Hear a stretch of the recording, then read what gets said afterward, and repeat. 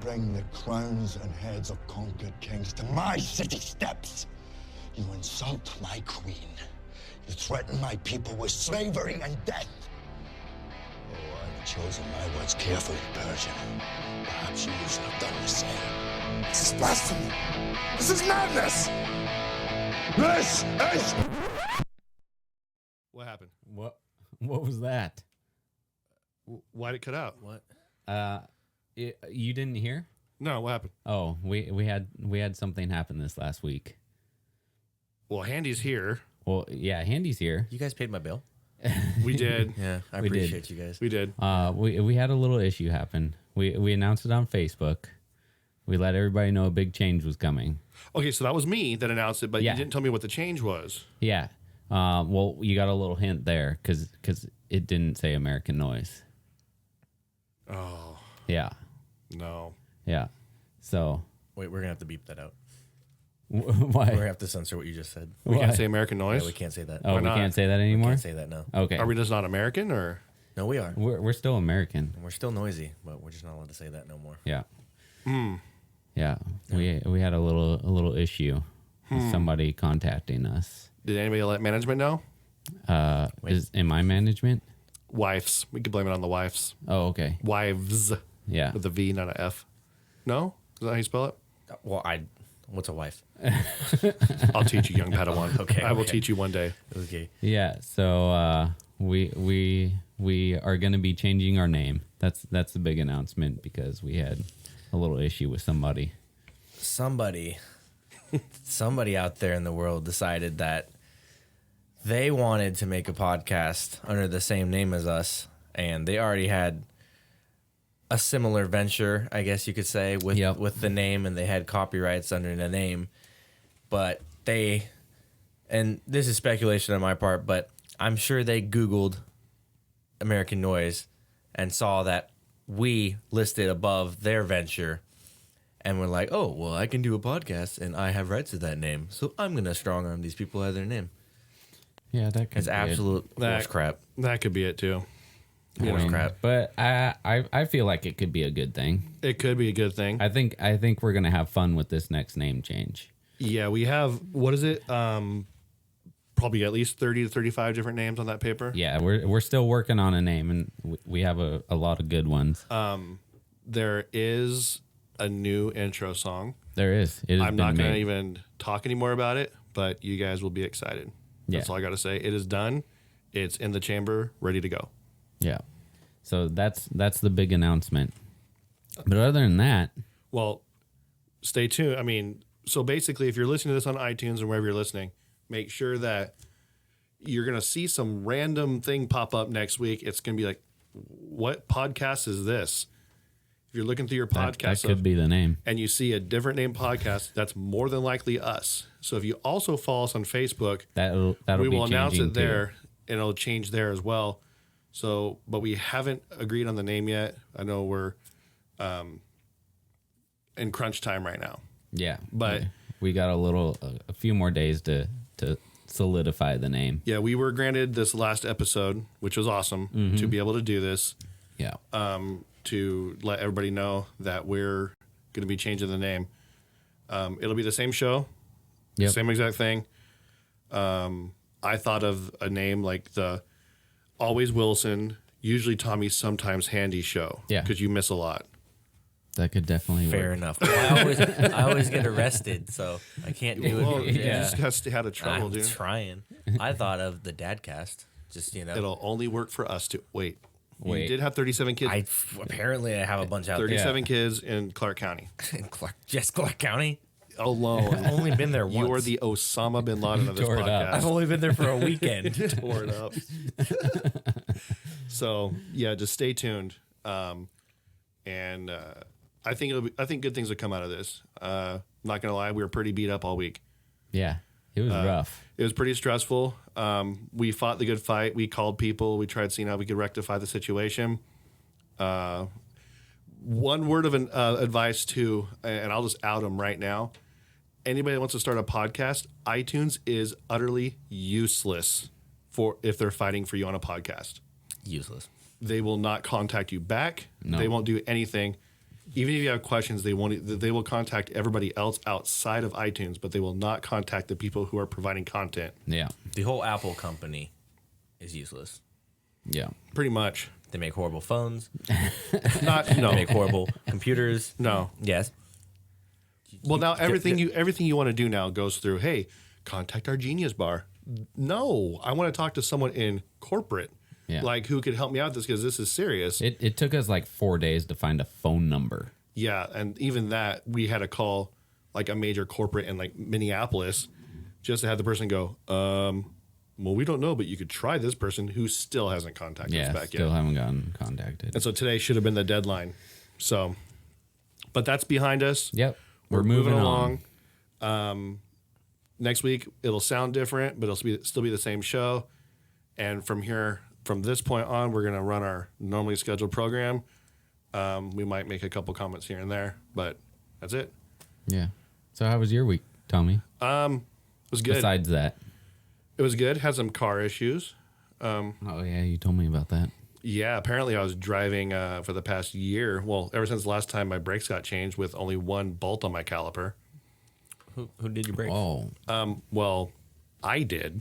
But I know for a fact I put 2 on there. I think it came out. Oh. So I was driving home on last Friday, and all of a sudden I'm braking, and all of a sudden I hear my brake go, "Rrr." I'm like, well, that's weird. So I'm like, well, I'm going to change my brakes. I go to change my brakes, and I take the tire off, and I take that top bolt out. Normally it just slides down. And also the thing just went bam to the ground. I'm like, whoa, where's that bolt at? Well, that's where the noise came from. Yeah. Other than that, it's been a good week. Went back to school shopping today. Oh, you're going back to school? Yes. Okay. 6th grade. Oh. Yep. I'm like Billy So Madison. wait, you got your high school diploma, but you didn't complete.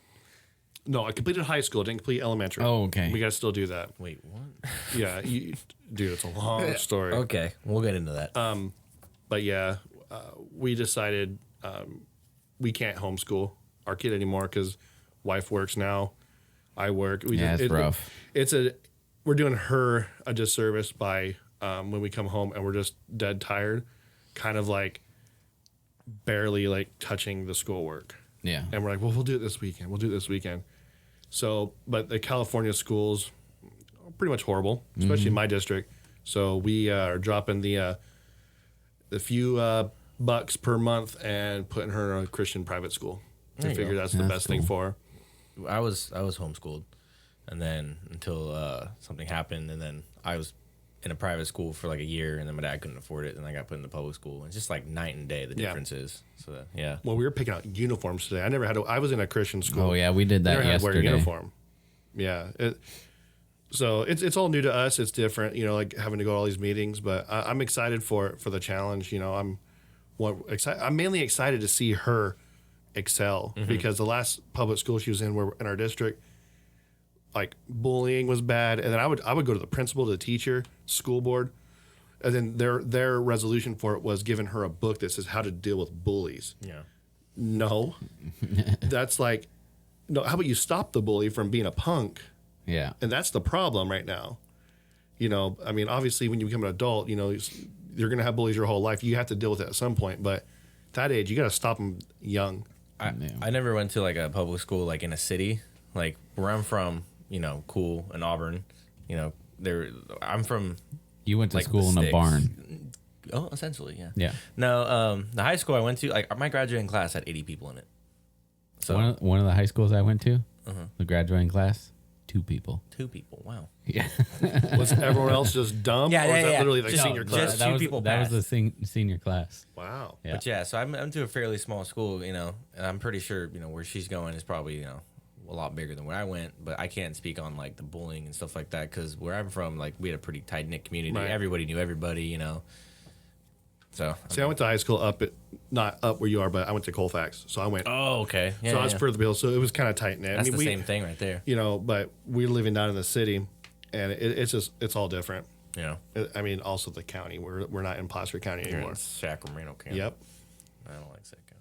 How was your week, Candy? Actually, 2 weeks. You weren't here last week, right? Was I? No, David was here. Yep. David was here. By the way, never met that guy. Don't even know what he looks like, but just by the sound of his voice, he sounds like a very good looking man. He actually, I was playing it back. He sounds a lot like you, So yeah, he's very good looking. but he's man. way better looking than Oh, you. what? No, that's not possible. I had a good couple weeks. I went camping last week. Yeah, we told everybody about your community service. So that wasn't community service? cutting down the trees. We were cutting down the trees. Okay. But I call it camping. Glamping. I'll show you some pictures in a second here. It was gorgeous. We took this 4-wheeling trail. It's like right before Tahoe. It's called Strawberry. Okay. And then you just take this 4-wheeling trail, and it took us like 45 minutes to get to the campsite. And when you see this picture of my view from the tent, you're going to just be like, okay, I need to get a truck. I need to go Well, lift the truck. I have, well, yeah. You need to go, no, you I need a crawler to get there? Yes, Okay, yes, there you yes. My buddy and his dad both had crawlers, and I was like, I need to invest in a rig here. I should let my buddy Matt know because he has a Toyota that he's working on. Like, dude, get it going so we can go. Hell yeah. Bro date. And then we have a special guest today. This is exciting for me Oh. because it's the first time I've met my grandpa. This is the big day for me, guys. It's like a reunion right now. How are you doing, Mr. Wilson? I'm doing great. Yeah, Yeah. it's good to meet you. So am I Wilson Senior? Wilson Senior. Senior? Just call him We call him Senior. Senior He's okay with that. Pops.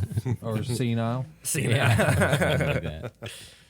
Yeah, he's our guest today. He's going to be sitting in all the activities. Yep. And then we get to grill him later Yeah. on Lots of questions. Lots of good questions. I had no idea you guys wore skirts while we were in here. Well, Nobody was supposed to know about that. They can only see us from like they're waist called up. They're called, Don't ask, don't tell. Yeah. they're called kilts. Yeah, my bagpipes are outside. Are you wearing those things with a cool? Oh yeah, Oh, the, yeah. that David had the ice packs. The cool briefs. Yeah, yeah. I have a cooled chair that's plugged into the wall. Keep the boys cool. Yeah, Yeah. The boys. Got to keep the boys cool. And it gets pretty hot in the cave. It does. Pretty hot outside today. A little bit. So, Not as bad as last time though. but there is one way to cool off. Oh yeah, there is. There's a segue. Some ManJuice. Yeah. Well. Yeah. So do you just want to jump into our beer beverage segment there, Wilson? Yeah, let's do it.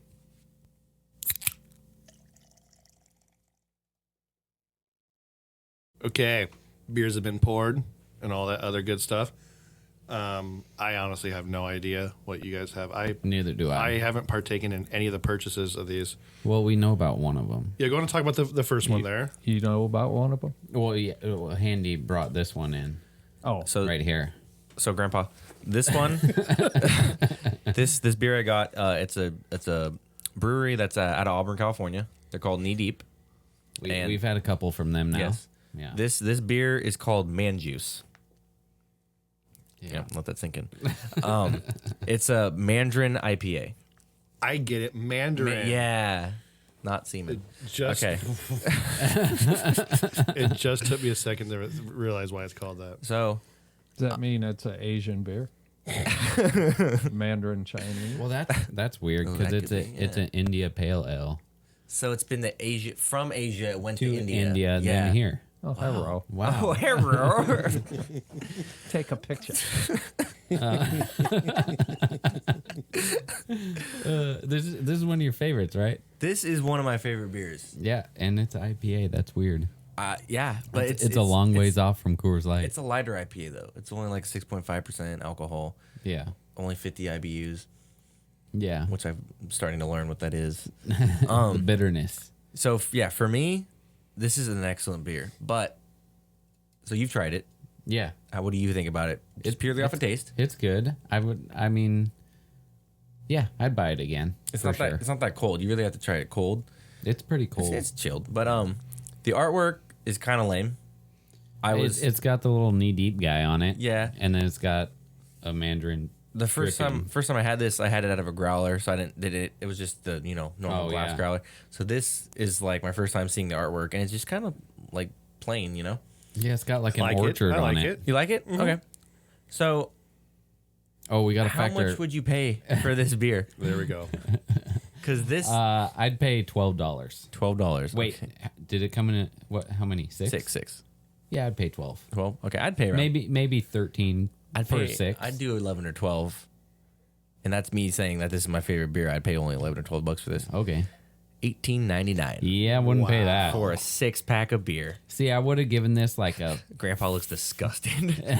I could have gone to a concert for that much money. I would have given this like a 4.5 on the rating there, but with the price, I'd drop it down to a 3.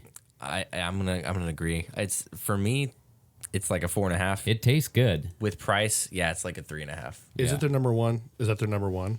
No, Knee it's Deep? just a seasonal beer they do. Okay. That's So probably why it's so summertime, much. maybe. Yeah. So this one's a 3 for sure. For both of you guys? Yeah. What are your thoughts on the price there? When My Yeah, thoughts? yes. I'm just trying to calculate how many 2-liter bottles of Coke I can. Yeah. A lot. If they're on sale, probably 20. Yeah. Yeah. That's a lot of money. Yeah. I think that's probably the most expensive beer so far, right? This is I think Well, we the had toy- another one that was the same price. The Toy Stallion brought one. That one, what was it called? The silver can. the Moonraker. Yeah, that one might Yeah, have that been one. expensive. That one was. It was the same price. But that's before we started calculating price So, into our. Yeah. Moonraker and Knee Deep are actually a stone's throw away from each other. Yeah. The buildings. Mm-hmm. Yeah. So all right. So we'll go 3.5 on this. I thought you guys said 3. I'd say 3. I said 3.5. So we'll meet in the middle and say We can only go 2.5. We go half. Oh, Wait. how's that in the middle? Math was never my strong suit. We'll say 3. We'll say 3. Okay. Three's good. Okay. And you All guys right. got something All right. special So here. this is do. something special that Grandpa brought. Ooh, smells like a sour.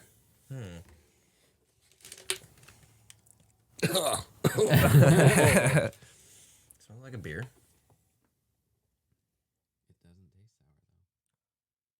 Tastes like Ooh, that tastes like a. Bud Light. It tastes very light. Yeah, Budweiser. this tastes like a very light lager. Are we waiting to find out what it is? Wait. Let's rate it first. Just off taste. You don't like this because it's a light beer, right? It's pretty light. I like it. Oh, I cool. I'm gonna say that he's thrown us a curveball. I'm gonna say this is Budweiser. I think it is. I'm gonna say this is Budweiser. That was my first thought. And you know what? That's what's more American than Budweiser. That's Clydesdale piss. I like Yeah. it just because I like lighter beers. So I'm gonna give this like It's all right. But give it I like a don't 4. I don't know if I'd buy it. Let's find out what it I'd is. drink it if it was there. Let's find So out. what I'm did you saying. rate it? I'd give it like a. This is before you know the cost. I give it like a 3. And you said I'd say a 4. so 3.5. You gave it a 3 when you gave his $18 beer. a Well, 3. I would have given his $18 beer a 4.5, but the price brought it down to a 3. Okay. Well, my price will bring mine up to 10. Hell yeah! It's All right, It's, it is. oh, it's Pabst. Oh, I love Blue Pabst. Hell Ribbon. yeah, right there. Hell yeah. You know, it's funny when all I saw is Sound Society. I didn't even see the Pabst on there. PBR. That's yep. Okay. You know what's funny? I almost bought PBR the other night. I love Pabst. Professional bull riding. Nope. What? Actually, what does Pabst stand for? Pabst Blue Ribbon. What is Pabst the Pabst? Is the Pabst the name. guy? I think Pabst the so. guy who Blue made it? Ribbon beer. Yeah, Because he won a blue ribbon. that whole can probably cost like $1. No, it was a few bucks.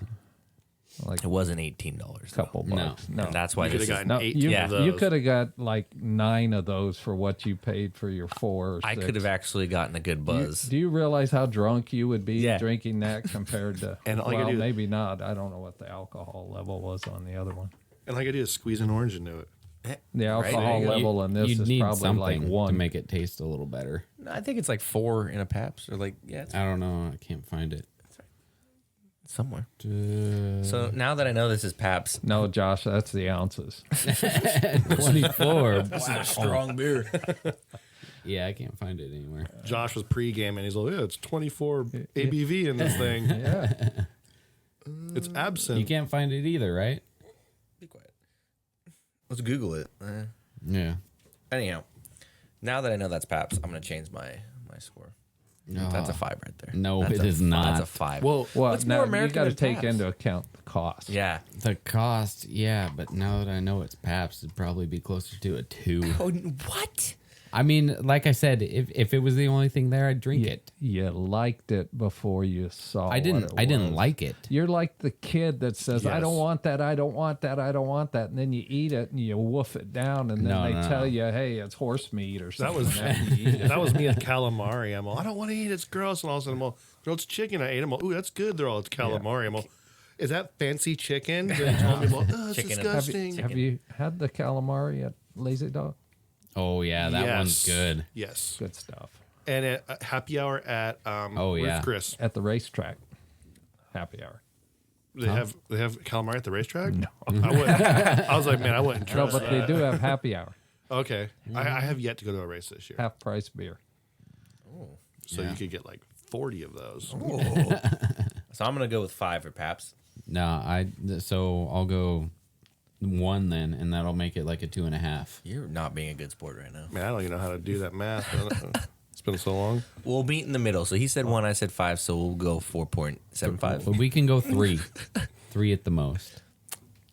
I feel like it's better than Coors Light though. Wouldn't, Whoa, Yeah. whoa. Wait, wouldn't 2.5 be That's what halfway? they have at the racetrack. Yeah, that's I'm what I going just to said. the races with you then. I think that's what he said. I know it's not. Yeah. Yeah. What? Let's go halfway. Let's go 3. I'm like, Let's go 3, yeah. that's not halfway. 2.5. Just give it a 3. So see if you had $2.50 and you had $2 more $2.50, it equals 5. This is a blue ribbon winning beer. This is a good beer. Yeah, like 100 years ago. You know what? Because it was the only For- beer around. This started the craft movement. A name brand rot gut. You got to admit it wasn't bad. It wasn't bad. Like I said, I wouldn't buy it, but if it was there, I'd drink it. You wouldn't buy anything that didn't say IPA. Probably is not. true. You are a snob. Yeah. If you Yes. could grow a beard, you'd have a big one with some horn rimmed glasses and flannels all the time. And skinny jeans. Yeah, skinny jeans. Not skinny jeans now. Slim fit thing. And, jeans, I wear Huskies. I used to buy those at Sears when I was a little kid. The cost, and What's go to consistency, wait, and quality. what's a Sears? Yeah. Yeah. They're all gone It's now. kind of like a Montgomery Wards and a Weinstocks. ¿Qué pasó? Is he old enough to drive? I don't know. He's got gray hair. I got more gray hair than you, man. Yep. It's kind of like a Burlington Coat Factory mixed with a Kmart or a Dillard's. What is? Okay. I didn't know what Dillard's were until I went back to Oklahoma. Like, oh, and there's a place in Minnesota called Menards. Oh, yeah. Yeah, I never knew that mall. That's funny. Menards. Nerds. I grew up waiting for the Sears and Montgomery Wards and J.C. Penney Christmas catalogs to come out. Oh, Yeah, now you can just go online. That was the internet of the day. Yeah, the catalogs? The catalog. My mom would say, "Here's the catalog. Circle everything you want for Christmas. That's your Christmas list." I'm like, "Okay." and then she'd all pick of the this. cheapest one. yeah, I didn't get that. I got like the Equate version or the Sunny Select version of that. I heard back in the day you could just the catalog you could order like a gun, like a shotgun or like a 22 rifle from them. And Sears had their own little 22s. It's back when we were free. Yeah, exactly. I used to go to high school with my shotgun in the rack of my truck to go hunting after school. That's the days, man, right there. That is the days. I'm gonna cry.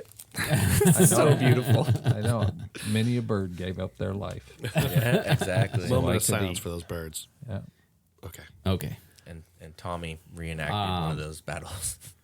So what do we do next? Do we do the other one that Yeah. you have, or do we do the soda? Well, there was one more, right? Yeah, let's finish that. Let's Oh, I can finish this one. because I hear some sirens. They're coming to get him. We got time. We got no. I don't hear sirens yet. Yeah. I mean, I had like this APB going on my phone, so just heads up handy. Okay. Yeah, so for sure. Yeah. So- Where's the other one at? Oh. We got to find this one. The first one was poured yeah. during. I wonder if the next one's gonna be poured too. It could be. We just hit it again. We could. Wait, you can't hit it. It's a bottle though. Oh, It's the same. do we have the bottle? Is it a Yeah, twist? it's down Is it there. a twist? It's on the side of the fridge over there. No. Here, I got a bottle opener. There's I one was on the so side. hoping your dad was gonna hit the Notice- microphone and have to notice eat I a jelly even- bean. I even Oh wait, here we go. Yeah, do it. There we go. There we go. Blacked out. I like the, it. Lid. Oh. He has a rubber band Okay, around it. This one looks like it's a little fancier. It's like he's been here before. He blacked out the cap and everything. It's like someone told him what to do. Okay, you're gonna have to pour. So here we go. Pouring, Here's pouring, one. pouring. Are you wanting to go half again, Handy? Just a little bit. I mean, A little bit. you of can that give me a one. little bit more than you gave me last time. Because you got to be a sober, safe driver. Don't one? drink it yet. I'm gonna This Uber. one doesn't smell bad. Good call on the Pabst, by the way. So you gave that a 5. So Pabst is up there with your Coors Light? Yeah. Oh yeah. Oh hell yeah. I didn't know that. He, Love Pabst. he likes all water beers. That's why he's a man. If you weren't my dad, I'd hit you. Hey, What do that's you how, think it smells like? how do you think he affords all those knives, man? You'd be able to have all those knives too if you didn't spend $18 for a beer. Maybe a little fruity. This smells a little stronger. You Yeah, could it does. afford a gun. Yeah. Get rid of that. Plenty of Make- those. Well, except for the record, he can't buy them anymore. Yeah. Well, no, Oh, I never yeah. had any felonies. Whoa. They're all misdemeanors. Yet. Try that one. Ooh, that's delicious. I don't think I've ever had this before. That's delicious. I can't even describe that. Watch it be PBR in a bottle. No, it's definitely not. It's PBR's IPA. This is delicious. I kind of like What it. is that? Do they have bull riding in India? No, they worship them there. They can't do that. Oh, that is true. That's a cow. They might ride them. That's my Uncle Tony. Okay, I'm stumped. I don't even Yeah, know I what have it no is. idea. All right, let's see. Wait. Flavor. Just off flavor, yeah. what are we going to rate this? Oh, I'm going to give that a 4.5. That's delicious. I'd give it. Yeah, That's like an earthquake. I'd say 4.5 on the Yeah. Richter scale. Yeah, Yeah, that's delicious. So you guys are going 4.5. yeah. It's almost as good as Coors Light. Now, let's see here. I want to see first. Have we had it before? No. Oh, that is a cool thing. Oh yeah, I've never had this. Revision Brewing Company, Dr. Lupulin. Lupulin. Ooh, it's Diabolical 3 times India Pale Ale. Oh, it's a triple it's a IPA. triple? So this thing That's practically probably has its green card. It's that one's probably like 10%, right? 11. Here you look, It's sir. either 11 or 11.5.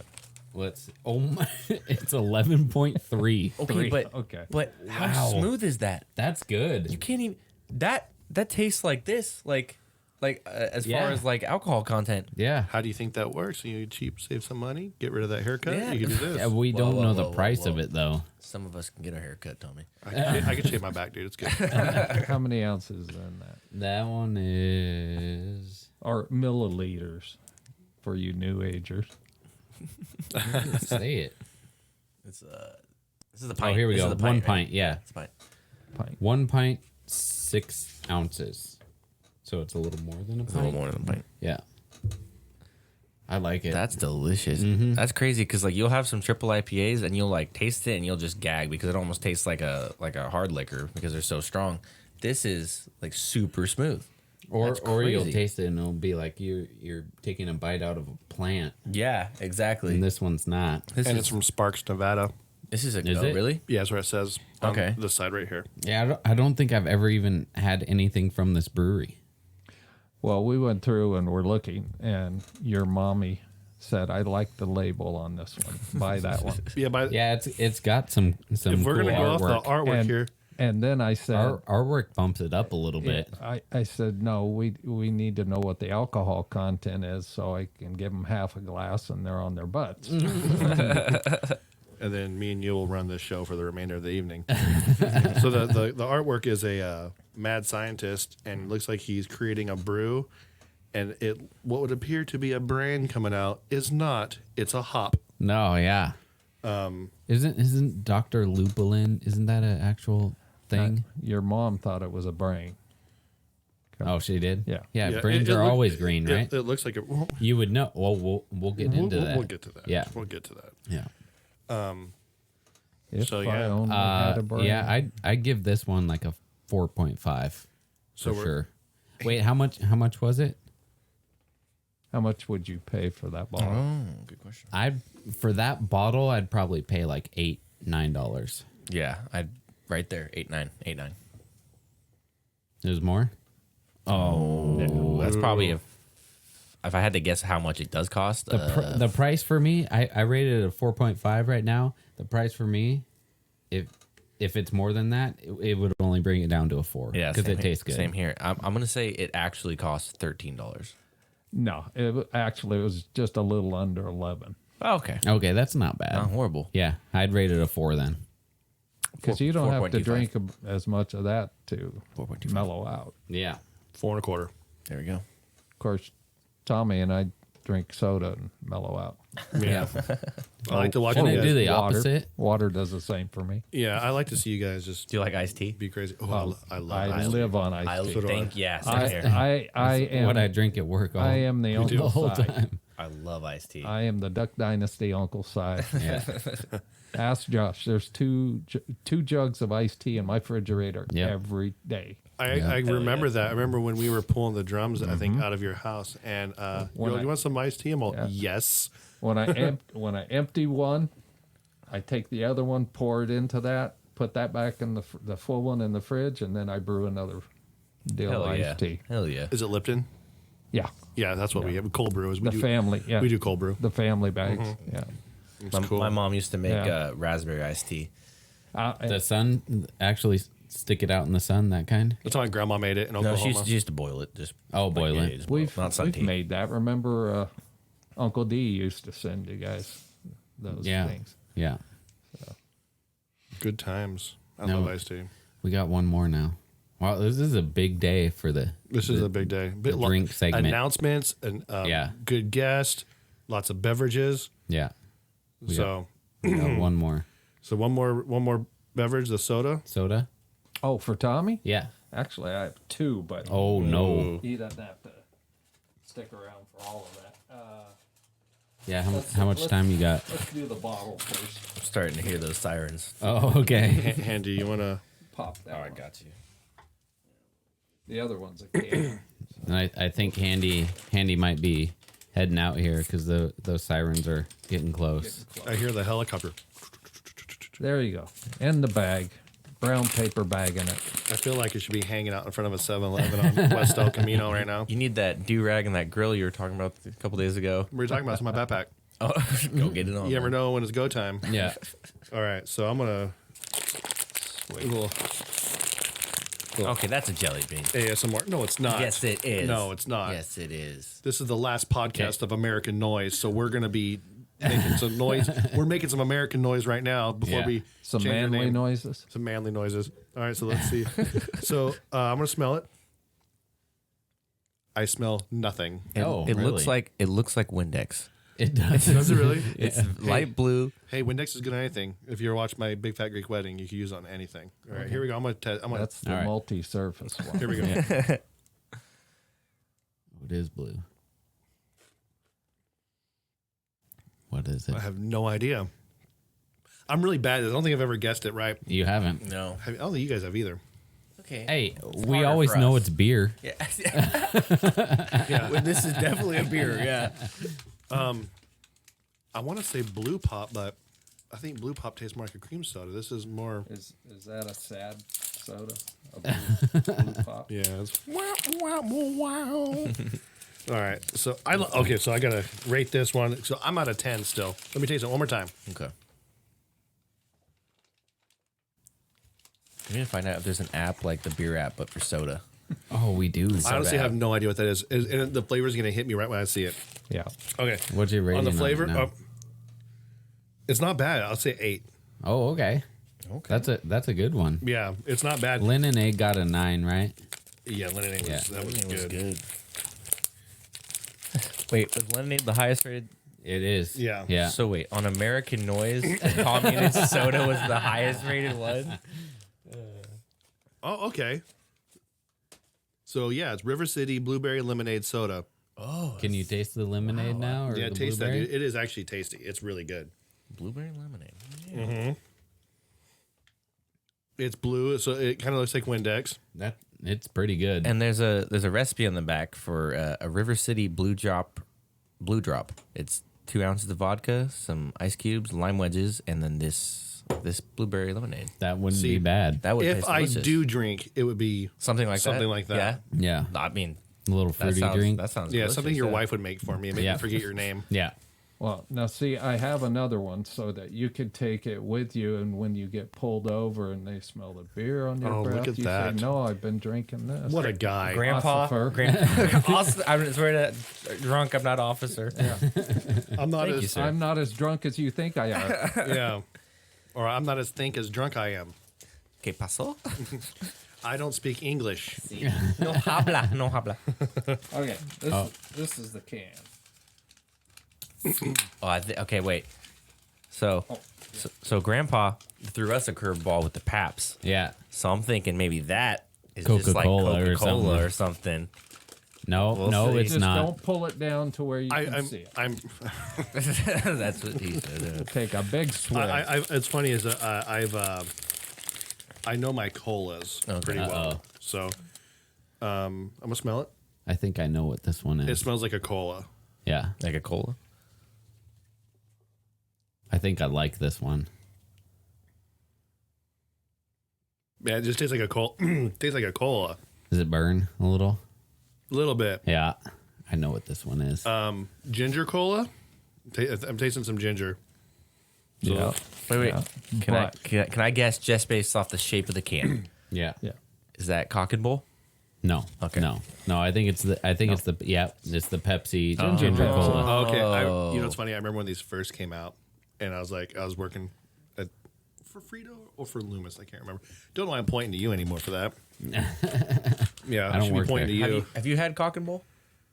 That's it's the original ginger beer, right? Yeah. Yeah. For Moscow Mules. Yeah, I'm not making a joke. Yeah. It's an actual soda. Yeah. Yeah. I think so. I've had a lot of root beers and like the ginger beers. What was the other one? The sarsaparillas, stuff like that. From like Nugget. Like there was a Sioux City something. Then there was what was the name of that one? Oh, we talked about it. There was Rat Bastard. Then there was Jack Black's. You know, all those. You know what's funny is after drinking this, the first time I drank the ginger cola, and it's the 1893 Pepsi. I don't know if he said that. I remember I'm all, I hate this. It's disgusting. I love ginger. This right here, doing the blind test, didn't taste bad. Most people don't have a taste for that right off the bat. It grows on you. Yeah. And see, I love ginger and I cook with it like my Chinese food. Well, here we Oh, well. I know. Thank Take God a this is. picture. We don't have any listeners over there Yeah, yet. iTunes is going to take us offline. You and we're might like, we don't actually care. be my grandpa. No, I like it. Let's see. So I said River City was an 8. That one, man, you know it's weird because I used to hate that. I'm gonna give the 1893 maybe a It's a 7. 7. Yeah. That seems fair. I'd give it like a 9 because I like it. I like the ginger cola. Ginger beer. My stomach is making noises. I thought that was my stomach. No, I'm not sure if the microphone picked that up. I had almost We're gonna have actually brought you we bought ginger iced tea, and it's made by Lipton. Is it pre-bottled? Yeah. I need to try that sometime. Yeah. Next week at work. Mm-hmm. Where can you buy that at? Like, The store. thanks, Wilson. Have they tried to carbonate iced tea yet? Like Trying to carbonated remember iced if tea. we were at Wally World or I could try that. You do like put Winco, iced tea in a one of soda the stream, two. you know? Yeah. It'd be different. Wally World. Okay. We were at Wally World. We need to get one and do that. Yeah. You know what's funny right now that I just noticed is we're having a conversation and we're recording. Yeah. Sorry. I was telling him, have they made a carbonated iced tea yet? Yeah. Yes. They have? I think Yeah. so. Okay. Yeah. What was it? Well, the ginger iced tea is carbonated. Yeah. Okay. Not Honest Tea. Oh, who makes it? There was another one. Yeah, we need to make one with It's the almost soda kombucha. It's stream. almost kombucha. It's a little bit Ooh, different. speaking of iced teas, what's the company? I can't remember, but it's like they call it their tea house collection. They come in little glass bottles, and they have a blackberry sage flavor, and it looks like there's a blackberry and then like some weed on it, but it's just sage, you know. But it's so good. It is so good. Oh. You know what I'm talking about? Yeah, that's the Is that same Pure people- Leaf? Pure Leaf. Yeah, it's Pure Leaf. Yeah. Oh, that's some good stuff. That's a right there. Pepsi product. They have an apple one that's good too. It's apple ginger. Yeah. Yeah. Oh, I've had Yeah, that yeah. one. That's the one I had. Yeah. Sounds like something you have to drink with your pinky. Yeah. out. Yep. Yep. So Wilson would be good with that one. Yeah, Because with- he drinks the yeah, with his- the The Hoity-toities. bougie beer. You know, Yeah. but honestly, ever since we started this, I've not actually starting to like IPAs. Like, See? I drank one earlier today, just hanging out. I bought a Deschutes.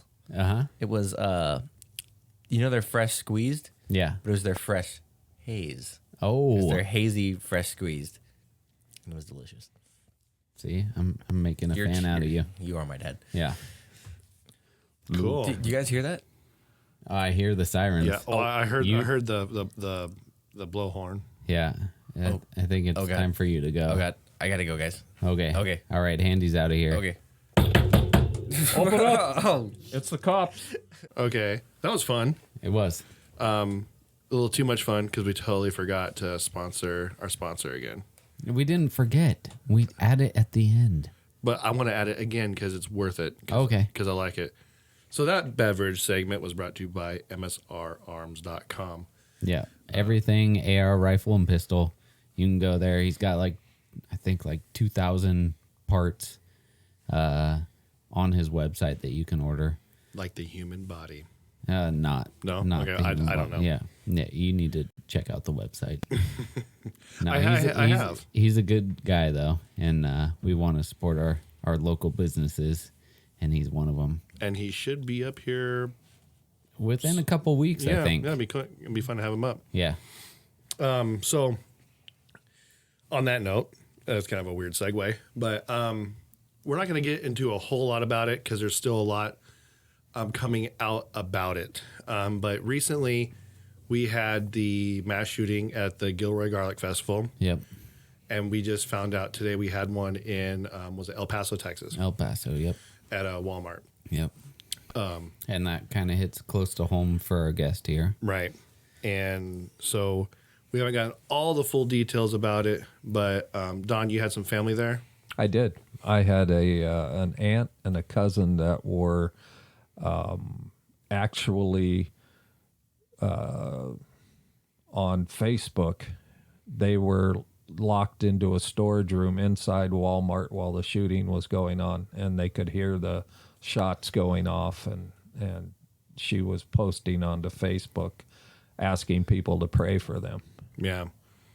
That's gotta be frightening, Yeah.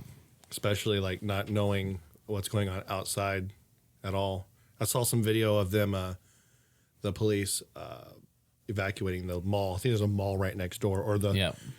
usually some I know like at Mall of It's America. like in the same parking yeah, lot, same parking. basically. Yeah, and the police are just like yelling at everyone to get out because they don't know what's going on. I saw one story of a kid that ran into some store in the mall and said, "Hey, there's a shooter at Walmart," and he was yelling at everybody inside, saying, "You guys needed to like take cover," and the guy said we kind of discredited him because he's so young, and then they realized like, oh, there really is a shooter. Yeah, it's just sad. I mean, like I said, we'll probably get into it on a different episode once we know more about it. Yeah, But all I could say at this point is thoughts and prayers. And everyone gives a lot of people a lot of crap for saying, "Oh, thoughts and prayers didn't work." But I'm a big believer in prayer, so I'm going to say it. My thoughts and prayers go out to all the families involved. You know, didn't you say there was one in Georgia too? somewhere like that. I think it was another Walmart. I can't remember. Something. It happened like 2 days ago, I think. Yeah, I can't really remember. But it's pretty sad when I hear those notes or those come across my phone, and I'm thinking, like, I was at Walmart today here in town.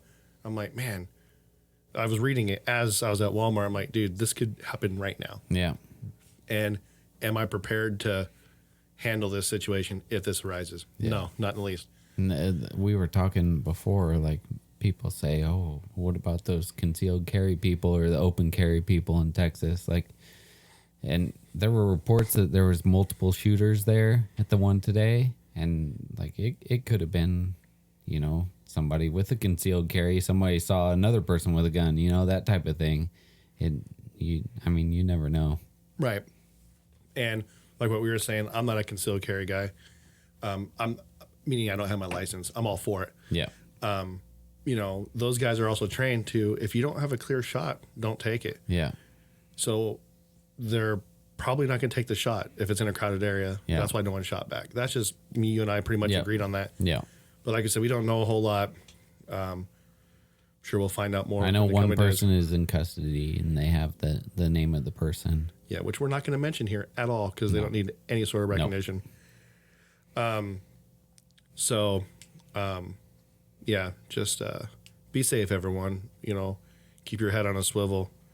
I learned with my time at, you know, Loomis and doing security and then, you know, especially working in the jail that I don't know you, I don't trust you until that moment. So I'm always watching people's hands and stuff. I just don't trust people. Yeah. I mean, it's kind of especially out here in California, majority of people I don't trust. Yeah.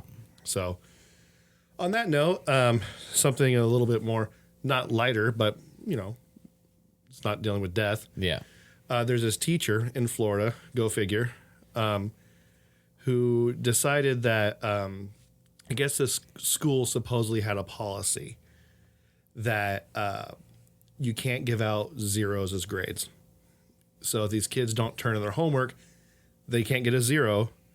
They can only get 50%. So I'm like, well, that's weird. So you literally do nothing, but you still get half credit. Yeah, that's not right. It's not how life works. No. You know, if I don't show up to work, I don't get a paycheck. I don't get half a paycheck because I didn't show up. Yeah.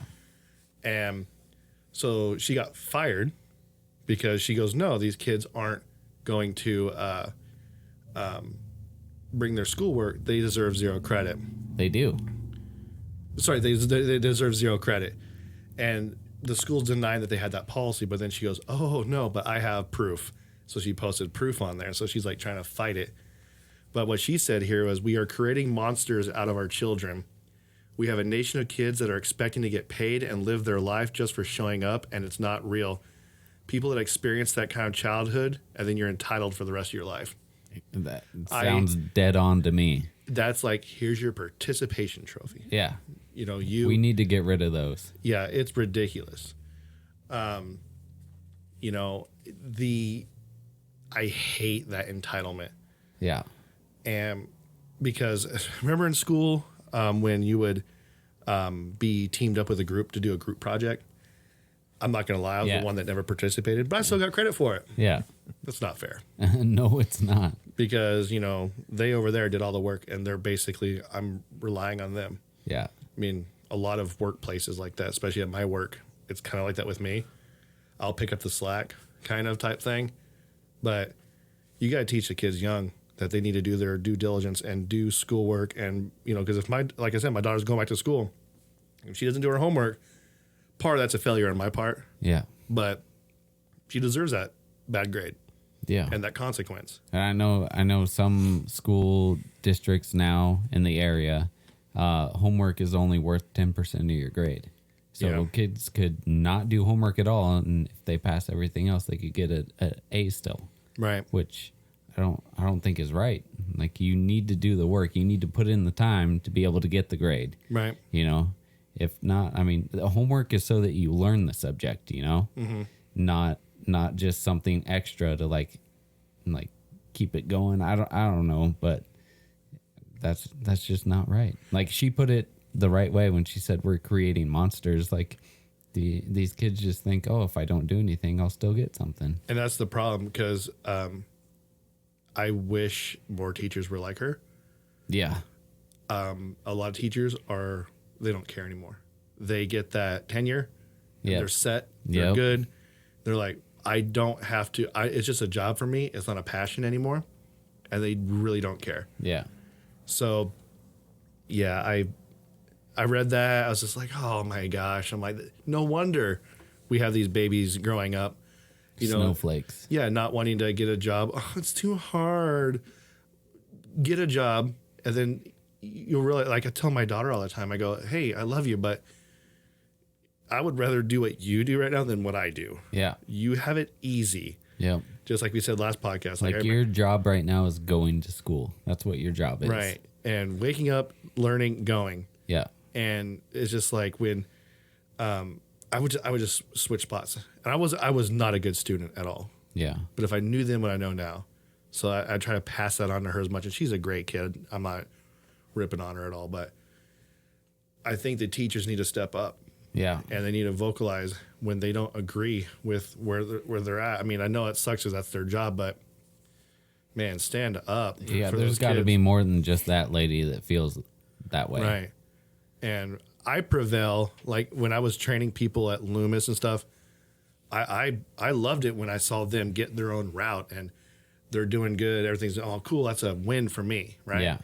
But like, why would I teach someone and half of them, they were druggies, they didn't do anything in life. They're working, a minimum wage job for their whole life. Like that, you just eke by. You didn't go the extra mile for them. Yeah. I have a couple teachers in high school. One of them is my favorite teacher. He was just like the cool guy that did magic tricks and stuff. That's where you got it. Yeah, kind of. That and we watched David Copperfield make the Statue of Liberty, quote unquote, disappear. He did was it him? Somebody made a tank disappear in Vegas. Probably. Oh, no, I can't remember. Oh, it was the weird gothic guy. Chris Angel. Yes. Are you ready? Yeah. Yeah. But I look back and half the teachers that were mean to me were the better teachers Yeah. because I was a punk.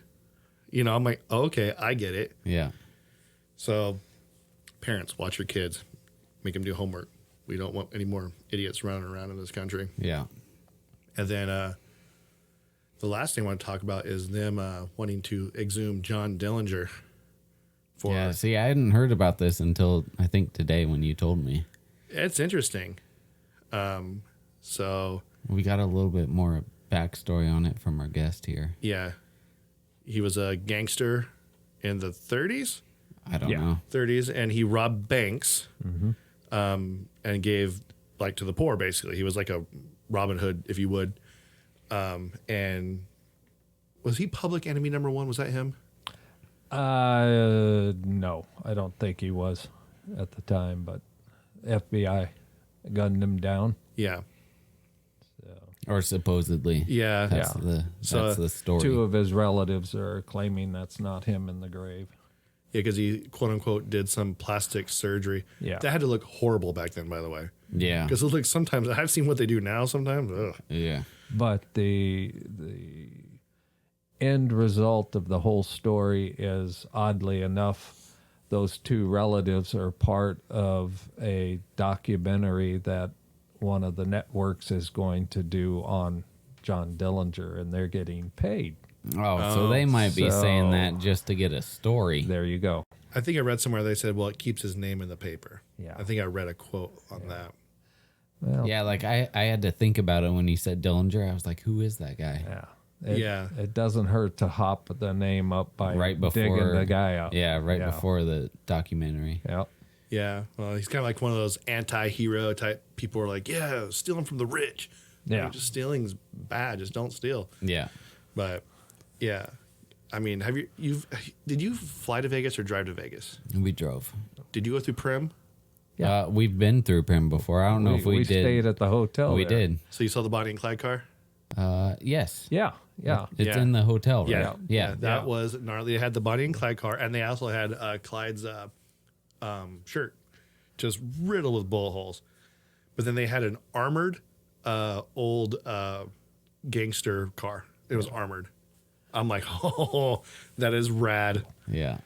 It was way cool to see that. Also, Prim is like the site of like the second tallest roller coaster in the world. Buffalo Something like Bills. that. It was the tallest. It for a was, while. and then they built it one that And was the bigger. fastest. Yeah. Yeah. 96 miles an hour or something. coming down that hill. Yeah. Yeah, it was Buffalo Bills, and we stayed there on the way back, and I wanted to ride it, and it was shut down. Oh, it was good. Yeah, I believe well, you started inside the casino Yeah. and came up through the roof, and I want to say it went up 26 stories, so Yeah. that's 260 feet roughly.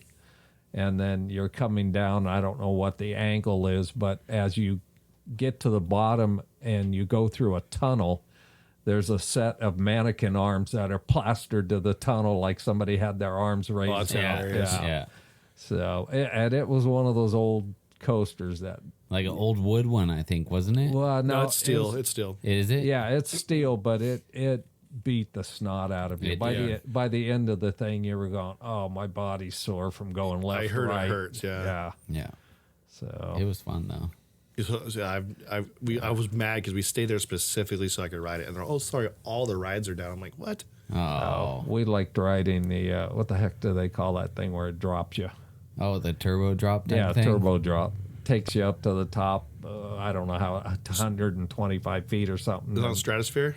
Well, we it's did that similar. one too, It's yeah. similar, but this one's in prim, and then it drops you. Okay, So I rode the Stratosphere one. I wouldn't do it. Yeah, so did I. That's way too high. I rode back when they had the roller coaster that went around the Okay. outside of the Stratosphere. Yeah, I think that's gone now, but now It is gone. it They has took that thing down. that drags you out over it. Yeah, I now, did so that one. Josh did all that. You guys Yeah. are more manly than I am. Yeah, I love roller. I could.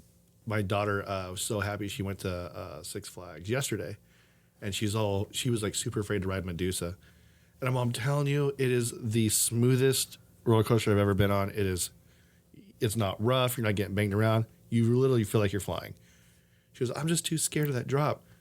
I couldn't convince her to go on it, but her friends did. Oh. And she went on it. She was like, oh my gosh, it was so much fun. I'm like, oh, so you believe them and not me. I see how it is. That's because you lie. Yeah, I've done it. You're a parent. Well, when we went to Knott's Berry Farm, we were riding this one called Silver Bullet. Oh, yeah. And she goes, let's ride this. And we get to the top. I go, hey, Evelyn. She goes, what? Well, this is worse than Medusa. And she's like, what? And then she was like trying to As hit. the bottom drops out. Yeah, huh? she was trying to hit me. She's like, with her arms, like, because the arms can't move. I'm sitting there laughing. And then that roller coaster is actually pretty rough. Yeah. It was fun, though. Is that their wood one? No. What's their wood one? Ghost Rider? Oh, yeah. That's a good coaster. It is. It's Even long. It is. It's a long coaster. You get money's worth. Yeah. For sure. I like Knott's Berry Farm. It's one of my favorite The parks now. Velociter, whatever it is. The Hyundai car, the Veloster. No. Talking about cars now. The Velociraptor. That's the thing. Talk with Wilson. Isn't that the thing out of the dinosaur movie? Velociraptor? That was the one that goes like 0 to 90. Accelerator.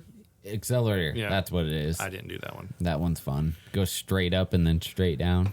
You're a man. Yeah. Yeah, I can't do that. I love roller coasters. How do you get Veloci out of I don't know. Accelerator? It has a at the end. Well, I know, like my mom for the longest time, because she's like, you guys should go to Knott's Berry Farm because that's where me and your dad hung out at when we were hippies. And she'd always say that. Back then, you didn't have to have any it was just open. You would go there, and it was like no like big coasters and stuff. So I'm like, no, Mom, this looks lame. I'm gonna go to Disneyland. Then I'm like, man, it costs a lot of money to go to Disneyland. So I'm like, let's try to go to Knott's. Yeah. And we went to Knott's, and I'm like, this place is so much fun. Yeah.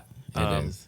And I've been to both Disneyland and I and like Knott's better. The log ride Splash Mountain at Disneyland Yep. was based off of the log Yep. ride at Knott's. Yep. He went there and saw it, and he said, I want this at my park. Yeah, Timber Mountain was original. It was the first one. Yep. And we went there for the Not Scary Farm. What is that noise? There's something running. It's like, It's the Did cave ghost. did Handy get over the fence? Oh, maybe. I'm not sure. Maybe he's stuck. Yeah, by the way, Handy's not with us now. Yeah, he had a skedaddle. He did. He had a court summons that he missed, He did. and They were coming after him. he's never gonna learn. Like No, truly, no. he's just a lost cause. But hey, he got a free beer out of it. Wasn't did. that his probation officer he was on the phone with? Yeah. I think While he so. was there? Okay. One of them. He's in different counties. Yeah. They haven't quite figured out which one's taking the lead. You got anything else, or are we going to I get think right we're into getting this? right into it. All right. You got some questions? I do. How about you just introduce your dad? Okay. This is my dad, Don Wilson. And I've known him for 32 years now. Really? Yes. Wow. I know I'm old. But he's had quite a few different jobs throughout his career. He was in the military. When did you join the military? 18? or was it after that? I had just turned 18. Yeah. Yeah, got into the military 18. Went how many years? 3. 3 years in the military. Went to Germany. Yeah. Anywhere else? I was stationed at Fort Lewis, Washington. Went from there to Yakima Firing Center. You were actually in Washington when St. Helens erupted, right? I was. Yeah. Wow. Yeah. I have some cool pictures of driving through ash that's 4 inches deep. So, And he was an MP in the military. Yeah. So that kind of spurned his, I guess, desire to go into police when he got out of the military. Mm-hmm. But first you went to Loomis, right. armored. Yeah. For 2 years, 3 years? 3. 3 years. Yeah. And then he went into law enforcement, got on with Woodland Police Department. Right. Good old Woodland. Yeah. And then went from Woodland to I Amador. saw the light. Went to Amador County. And then he ended up getting injured, had to medically retire from there, and then decided for some reason, which we'll probably get into, to go into the funeral home business from there. And then he was a pastor for a while, and he's done some odd jobs in between as well. Nice. I don't know if you call them jobs, but different things in between. Yeah. That's cool. Yeah. I wish I had those accolades. There's so much, like, my highest thing was like, yeah, we used to work with a lot of money. It was cool or something. So what branch of the military? Army. Army? Okay. Yeah. Man, so is my dad. Is there another branch? Well, what Martin said, he said that, because he's a guy we know named Mike, he goes, He's in the Marines. He's in the Marines. He goes, the Navy is a department of the Marines, right? I go, yeah. He's all the women's department. I love it. Well, they have to get a ride from someone. Right. Yeah.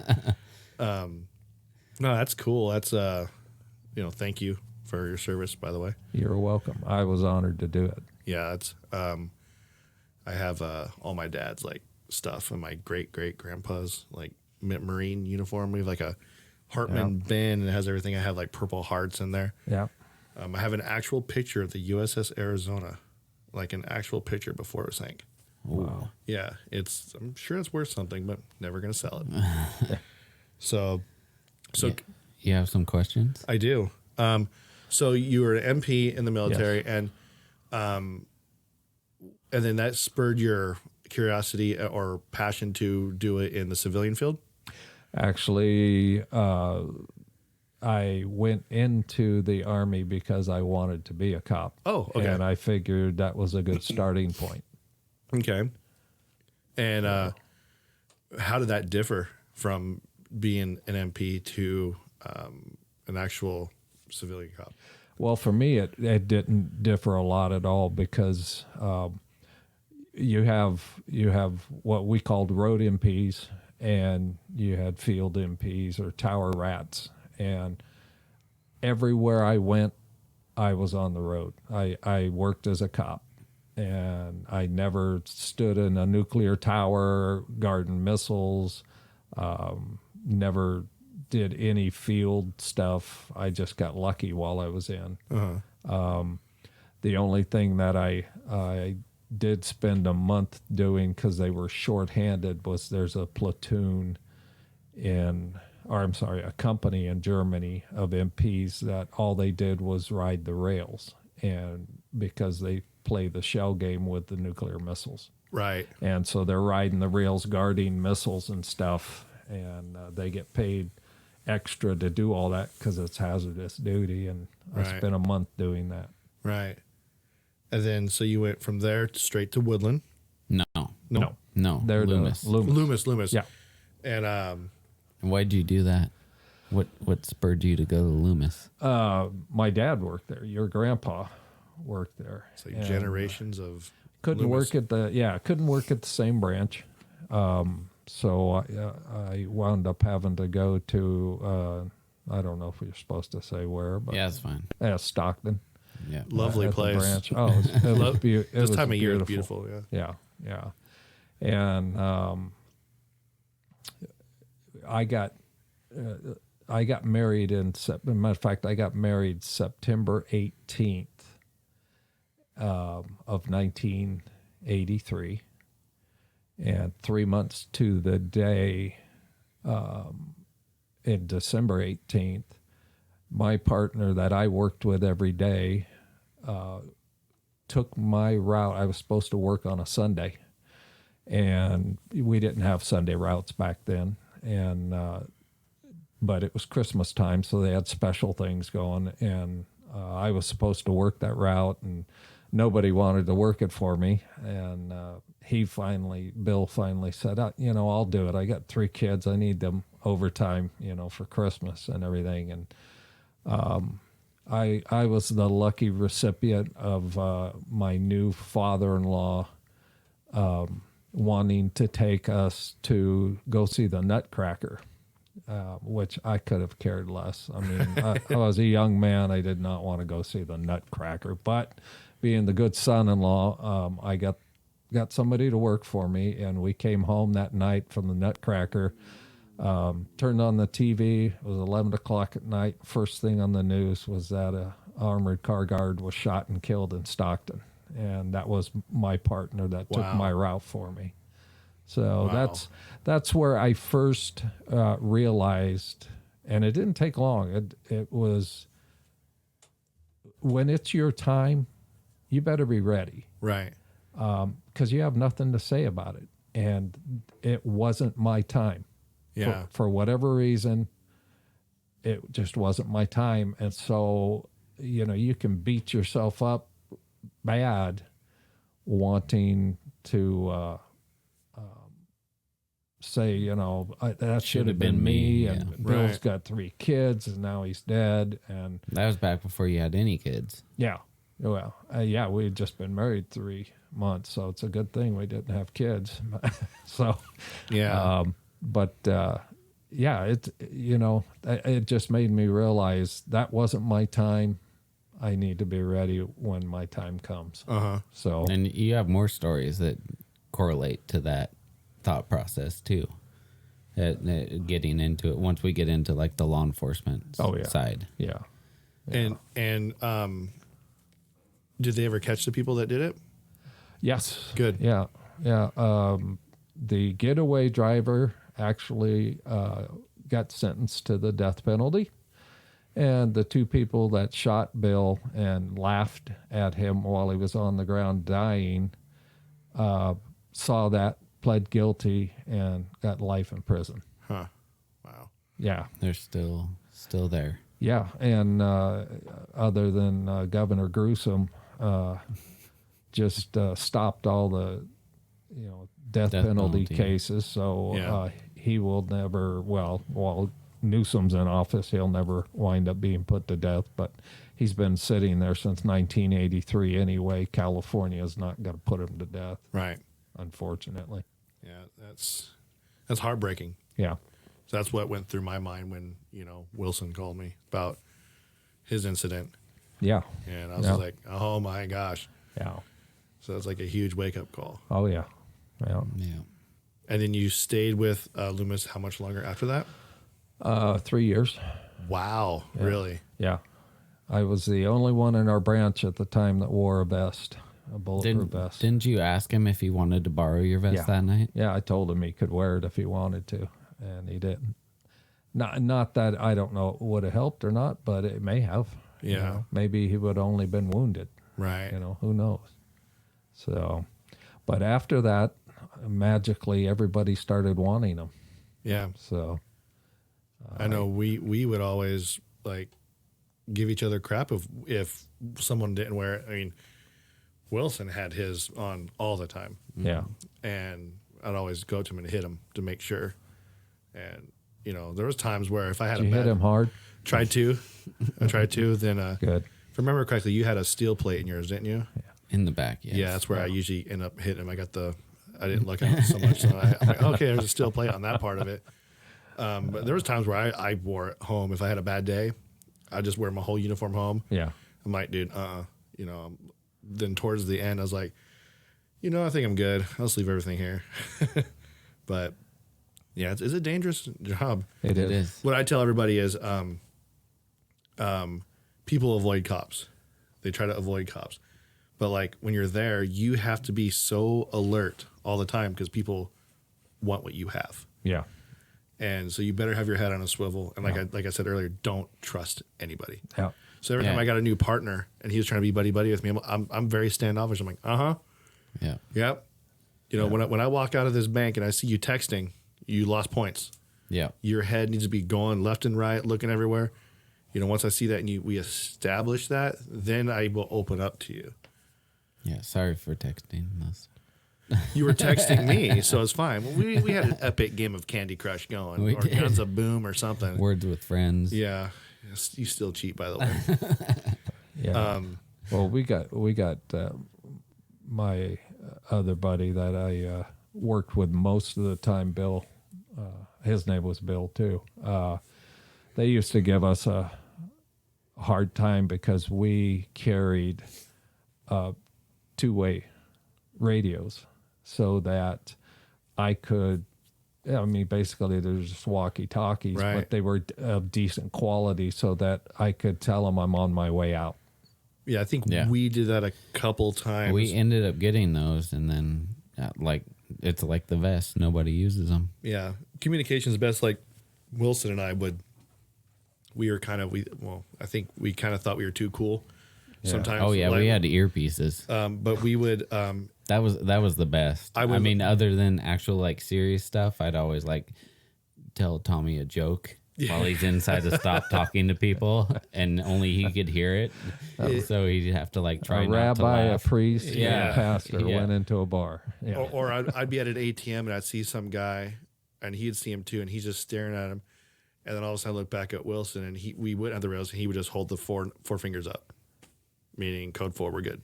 Yeah. Because we were nerdy like that. We kind of already knew the 10 codes. Oh yeah, You know, so a lot of that helped us.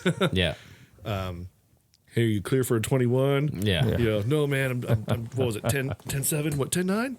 Are you 10-1? No, 10-2, man. Whatever, I can't even remember those codes. I just know the phonetic alphabet's all I remember from that. So, and you're at Loomis for 3 years, Yeah. and then you ended up going to, is that when you went to Woodland? Yeah. Okay. He's got a cool story about Woodland, Which one? the newspaper one. Oh, yeah. And it wasn't that when Mom was pregnant, or is that a different time? No, that's a different time. Oh. We But the newspaper one is cool. yeah, there was an state escaped prisoner from one of the I can't remember which one, and he had ties to Woodland, and Don't they all? yeah. Well, I was working with a matter of fact, I may have still been on FTO status, and I can't remember for sure. I think I was, but spotted the guy, and we followed him into an apartment complex. He was in a car, and we pulled up behind him, and this girl got out of the car, and he took off. So we got in this huge pursuit and out into the county, out in Yolo County somewhere, in Podunkville out there. And Out in the fields. yeah, he wrecked his car into a ditch, and got out, ran into the cornfield that was there on the side of the road, and had a gun. He had capped around already, and so we wound up getting, this is like at 10 o'clock at night or something. We were working swing shifts, so we wound up staying out there all night. I mean, they got everybody and their brother out there, and we had that cornfield surrounded so fast that he couldn't get out. And we had the highway patrol helicopter was flying over the cornfield with a searchlight all night long. We had set up those big fire department lights so we could see all ends of this field, and there was no way he was getting out of there. And the helicopter could not see him, and they never saw him all night. And, you know, they'd have to go land and then refuel and come Right. back. And the next morning, we were asking all night for him to surrender, just come out and surrender, and never heard a peep, nothing. So next morning they just said, hey, you're going to loose a dog if you don't surrender, and nothing out of him. So they turned loose the dog, and it wasn't 30 seconds. All you could hear was the screams and the growls. And Send in the fur missile. oh, yeah. Get him. Yeah. And so they pulled him out and put him in. They handcuffed him, brought him over to us, and said, he's yours. You guys started it. You get to end it. So Yeah. we drove away. And You guys have the paperwork. oh, yeah. Yeah. Yeah. I was But I was a stud that night. Yeah, he got his picture in the paper. Front for page. that one. There you Front go. page. Yeah. Of the Yeah. Woodland Gazette. Gazette. Woodland Gazette. Yeah. So, Yeah. I know about the Woodland Gazette. Yeah. I work down there right now. Yeah. That's cool. I mean, Woodland's I have a friend that works there. It's there's parts of it that are really nice. Yeah, There's the Gibson House. I was born there. Yeah. Were you really born in Woodland? I was. Woodland Memorial. Yeah. Right there on East Gibson or Gibson. As a matter of fact, I somewhere. think you used to pick up the hospital with Loomis. I didn't did. you? Yeah. Okay, so the only hospital there. Yeah. Yeah. Yeah. Well, I no, think there's it's the Kaiser. county I hospital think there's there a too. Kaiser now. Is it a Kaiser now? I don't know. You're a Woodland baby. I didn't know that. A Woodland baby, like you're born in like a forest. I'm not like Handy. I was saying, Handy I didn't was- get born in the back of a Ford Aerostar. Yeah.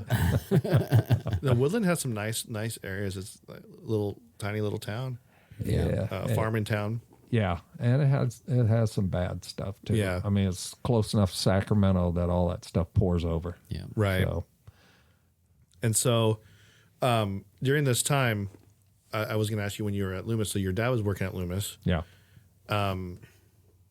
Him already knowing the ins and outs of Loomis, how do you feel about knowing that you were going to Loomis, and then at the same time, how did you feel when Wilson was going to Loomis? Actually, I think I was kind of proud. Okay. Because there was 3 generations of our family worked there. Right. And when I worked there, and my dad started back in the 60s, and it was a private company. It was still owned by the Loomises. And it was a different atmosphere than what it is today, as you know, the largest armored car company in the world basically now. Right. And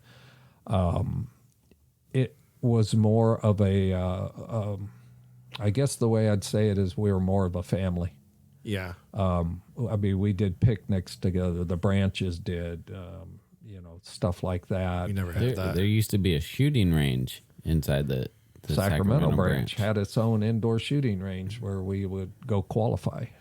Now it's it- accidental. Wasn't there like competitions, Oh yeah, Top Gun, stuff like yeah. that? Yeah. Yeah. Yeah, we used to do stuff like that, and See, I would have loved that. I know. It would have Yeah. been awesome. yeah, it was a different atmosphere, and the old man would come, and not my dad, but the old man Loomis would come with his sons, and they would visit each branch at least once a year, and things. It was like that. It was more of a family. It was you know? it was a simpler life. Yeah. Yeah. I mean, I can remember, this isn't Loomis itself, but we used to pick up Rayleighs when Tom Rayleigh owned Rayleigh's. right. And Tom Rayleigh made it a point to come to the branches every year and bring a case of wine so that everybody got a bottle of wine. See, now they leave it up for the banks. The banks would give us when my last day, they gave me this is one bank where they always had those little dum-dums suckers. Yeah. And I always grab a dum-dum. And so they always call me dum-dum. And so my last day, they gave me a full bag of dum-dums. Wow. I'm like, yeah, that's what I'm talking about. And during that time, was Brinks around? Brinks was around, right? Yeah. Yeah, Brinks was they've around. been around for a long and time. Garda used to be called AT, or Armored Transport. And so and then Dunbar. No, Dunbar wasn't. They weren't there. in this area. Yeah. They're Bay Area, right? No, they weren't They were even like in- they were I- like I- Texas or something like Yeah, that. I don't even think they had come to LA yet. Because you have that book that I do. we read. Bulletproof. That's yeah. a great book. Yeah, it's a good book. Didn't I buy that for you? Yep. Yeah. Yeah. I remember you're hey, if you want to read a good book here, and you let me read it. I was like, Yeah. Yeah. it's It's about the guy who started Dunbar, but he goes through all the armored, like from the beginning. history. Yeah. Yeah. And we used to have a company newsletter. Came out every month. There's still one that comes out, I but never read it.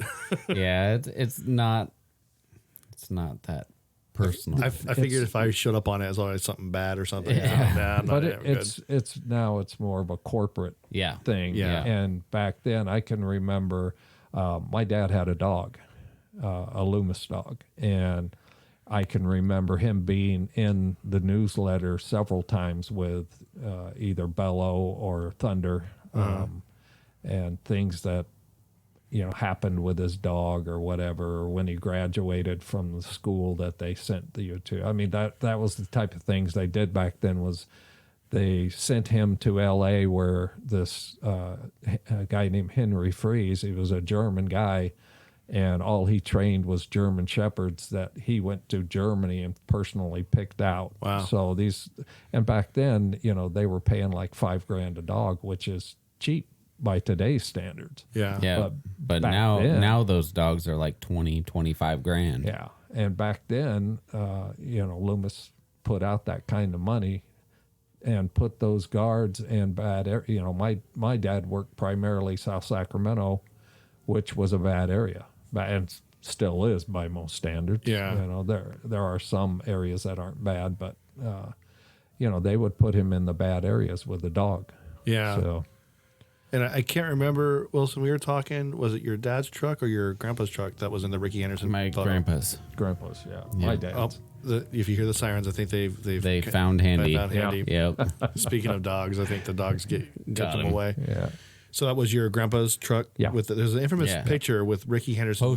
Poster. Yeah. When how many bases did he steal again? 939 when he broke the record. And then it's an armored truck with all the bases inside the back of the truck. And a Spilling out catcher, of the back of the truck. and Yeah. a catcher knocked out outside the truck. 2 of them. Yeah, 2 of them. He had them tied up, and Ricky Henderson was standing there with his bat, and the caption on the poster was "Man of Steel," and it was STEAL. Oh, I gotcha. Yeah. And both the back doors on the truck were open, and bases were falling out. And, Yeah. So you could probably it still was cool. You could probably still Google the poster. And it'll You probably- I have the poster. Oh yeah. Yeah, I have one of the first ones they made was actually given to my dad, so I have that one. That's cool. That's Yeah. a cool little memento Yeah. to remember. I also have a shield off of his first truck that he worked on. We used to call them slant backs because they had a slanted back into them. And at the time, they were putting shields on the side that said Loomis Armored Car Service, and they were brass and they were hand painted shields. And when they at that time, I don't know if it is the same now, but the law in California was that when they got rid of an armored truck, it had to be cut into 1-foot sections. I think it's the same now. Yeah. Yeah. Or it I has think to be so. demolished. Yeah. Yeah, so they allowed my dad to take that shield off of the truck, unbolt it, and he took it home, and now I have it. That's cool. Yeah, Yeah. I always wanted to keep a piece of glass. It's cool too. You can like feel where they painted it on it. It's like you can feel the spots like where they painted the logo and everything. Well, when we had the indoor shooting range in Sacramento, we used to shoot at doors off of them and in the glass and all of that, Just So, to see what it would take. I wanted to shoot my vest after I left. I wanted to take it to a range and just shoot it, just to see, like, was this a good vest that I got? I got one. Let's do it. We can go do that. We'll go up to the woods. Let's go do it. Yeah. Because I'd be a little worried. If it goes right through, I'd be like, oh, man, I was had my money. It might end up being that vest that security guard was wearing at Walmart. Oh wow. So you're at Woodland, and then you go to Amador. Amador. What brought you to Amador? Actually, when I worked for Loomis, we had a route that we called the Mountain Run on Wednesdays, and That was the last route to have a shotgun on it, right? well, we all had shotguns back then. All the trucks had them. I thought that was the last one because you lost radio reception or something like that. No, when I worked for 'em, they all had shotguns. Oh, But yeah, we were out in the boonies. why'd they lose shotguns on the trucks? Why'd they? You know what? I don't know. I know why honestly. Sacramento lost. I know. some. Yeah, I know why Well, Sacramento lost one. I think the law has changed to where don't you have to qualify with the I think shotgun? you might. And they didn't want to go through all that expense or whatever. I don't know. I think it's short-sighted to do that. But anyway, my mountain run went up through Amador County, Calaveras, all through there every Wednesday. And I love the area. I Yeah. love the mountains, period. And, you get things all the time where other departments are hiring and stuff. And I saw that Amador County was hiring, so I went and applied Yeah. at Amador County. We had a Didn't- buddy who worked there. Didn't you get offered a position with them while you were in the academy or something like that? No, actually, I got offered a position with Lodi. Lodi. PD. That's what it was. Yeah, and Beautiful. I had promised Woodland if they hired me, I would not change sponsors when I was in the academy, and because I was number one on Lodi and Modesto and Sac County and I forget. I tested a lot. Yeah. And each What test you got to do. each test you get better, and pretty soon you're up there on several lists. And it was a good thing to have to figure out whose offer do I Yeah. want to take. So What would we calculate how many times it took me before I got hired on? Was it 15? Probably. I did 15. So that's 15 interviews, 15 personal history statements, 15 QA panels, QAPs or whatever, 15 backgrounds. 15 backgrounds, and each one, it was always something different. Yep. So I'm like, okay. 15 psych evaluation. And then finally I got that last one. And dude, it was like such a relief. I'm like, oh, thank God, I got it. Yeah. Yeah, Amador, was that, what city's in Amador? Is that Jackson? Yeah. Jackson. Is this Yeah. seat? Yeah. That's where I drove through when I went to that youth camp. So Jackson, then we had Angels Yeah. Camp and all that back up in there. I Yeah. think that you get into Calaveras at some point. Yeah. Yeah. That's Calaveras Angels Camp. But I do love that area though. Oh, it's beautiful. Yeah. Absolutely gorgeous. It's kind of like one of those, you basically, your office is the wilderness. It's amazing. Yeah. That's like when I was, my wife and I, we went to Mendocino for our anniversary. I'm like, man, these people that are working right here, they get to stare at the ocean every day. Yep. Well, that's so crazy. Yeah. And there's just little things that we take for granted. Yeah. Yeah. Like every time I go to the Golden Gate, I'm like, man, this is like in our backyard. I'm like, just look how cool this thing is. While people like all across the world would die to see this. But then at the same time, I've never seen. Last time I went over the Golden Gate, there were a bunch of people taking pictures on the Golden Gate and stuff. And I'm like, this is weird. But then I thought about it. And these are people from like different countries coming just to see the bridge. Yeah. Well, Yeah. I mean, I work everywhere. I work downtown and everything. And I see the Capitol. And I'm like, ugh, there's the Capitol. Yeah. And people are taking pictures. I'm like, you have no idea. Yeah, but you can go to San Francisco and take pictures of the poop on the streets and the sidewalks. Yeah, it's getting bad there. I heard if you take like a plastic baggie, they might let you take it home with you. Well, So you know what? You can get hired by the city of San Francisco. Starting pay, no kidding. I was reading it, $78,000 a year to pick up human waste yeah, dude, let's do and this. full benefits. I mean, I'm down. I don't know about you. But It's a crappy job, but $78,000 a year in San Francisco Is nothing. You will be one of those people pooping on the Right. sidewalk because you're homeless. Yeah. yeah, it's pennies down there. Yeah. So I think what we're gonna do is we're gonna take a break.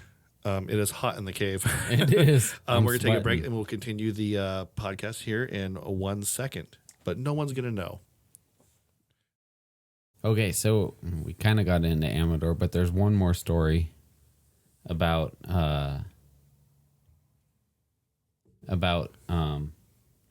Woodland that you had, and it's a life or death situation. Yeah, and you're always taught you never take calls for granted. You just never take any call you get for granted. And there is well, I don't know if it's still there today, but there was a guy that was a licensed gun dealer in Woodland. And his house was where the business was, and it was in a residential area, and he kept all of the guns there at the house. And the house was an armory, basically, and heavily alarmed. And for whatever reason, somehow the side garage door had a habit of the alarm. The door would open somehow, or he didn't shut it all the way or something. And, a wind would hit and the door would open up and set the alarms off. And, so I was with a new officer, and on the way to the call, I'm telling him, I've been to this house 100 times. It's going to be the side door on the garage. It habitually opens up. And anyway, we get to the house, and sure enough, the side door's open to the garage about 2 or 3 inches. So, we're going into the garage, and I said, we're going to jiggle the house door just, to say we did it. And we got over to where the door goes into the house, and the kid I was with already had his gun out, and I was just nonchalant, and I was just starting to clear leather, and the door flew open, and I had a gun pointed right between my eyes. And all I remember is the screaming of drop the gun. And, I was able to get my gun out, and I'm waiting for the flash, and it never happened. Make a long story short, it was the homeowner. It was the guy and he thought somebody had broke into his garage. And after everything was all done, he said, the only reason I didn't shoot you was I caught a glimmer of your badge. Wow.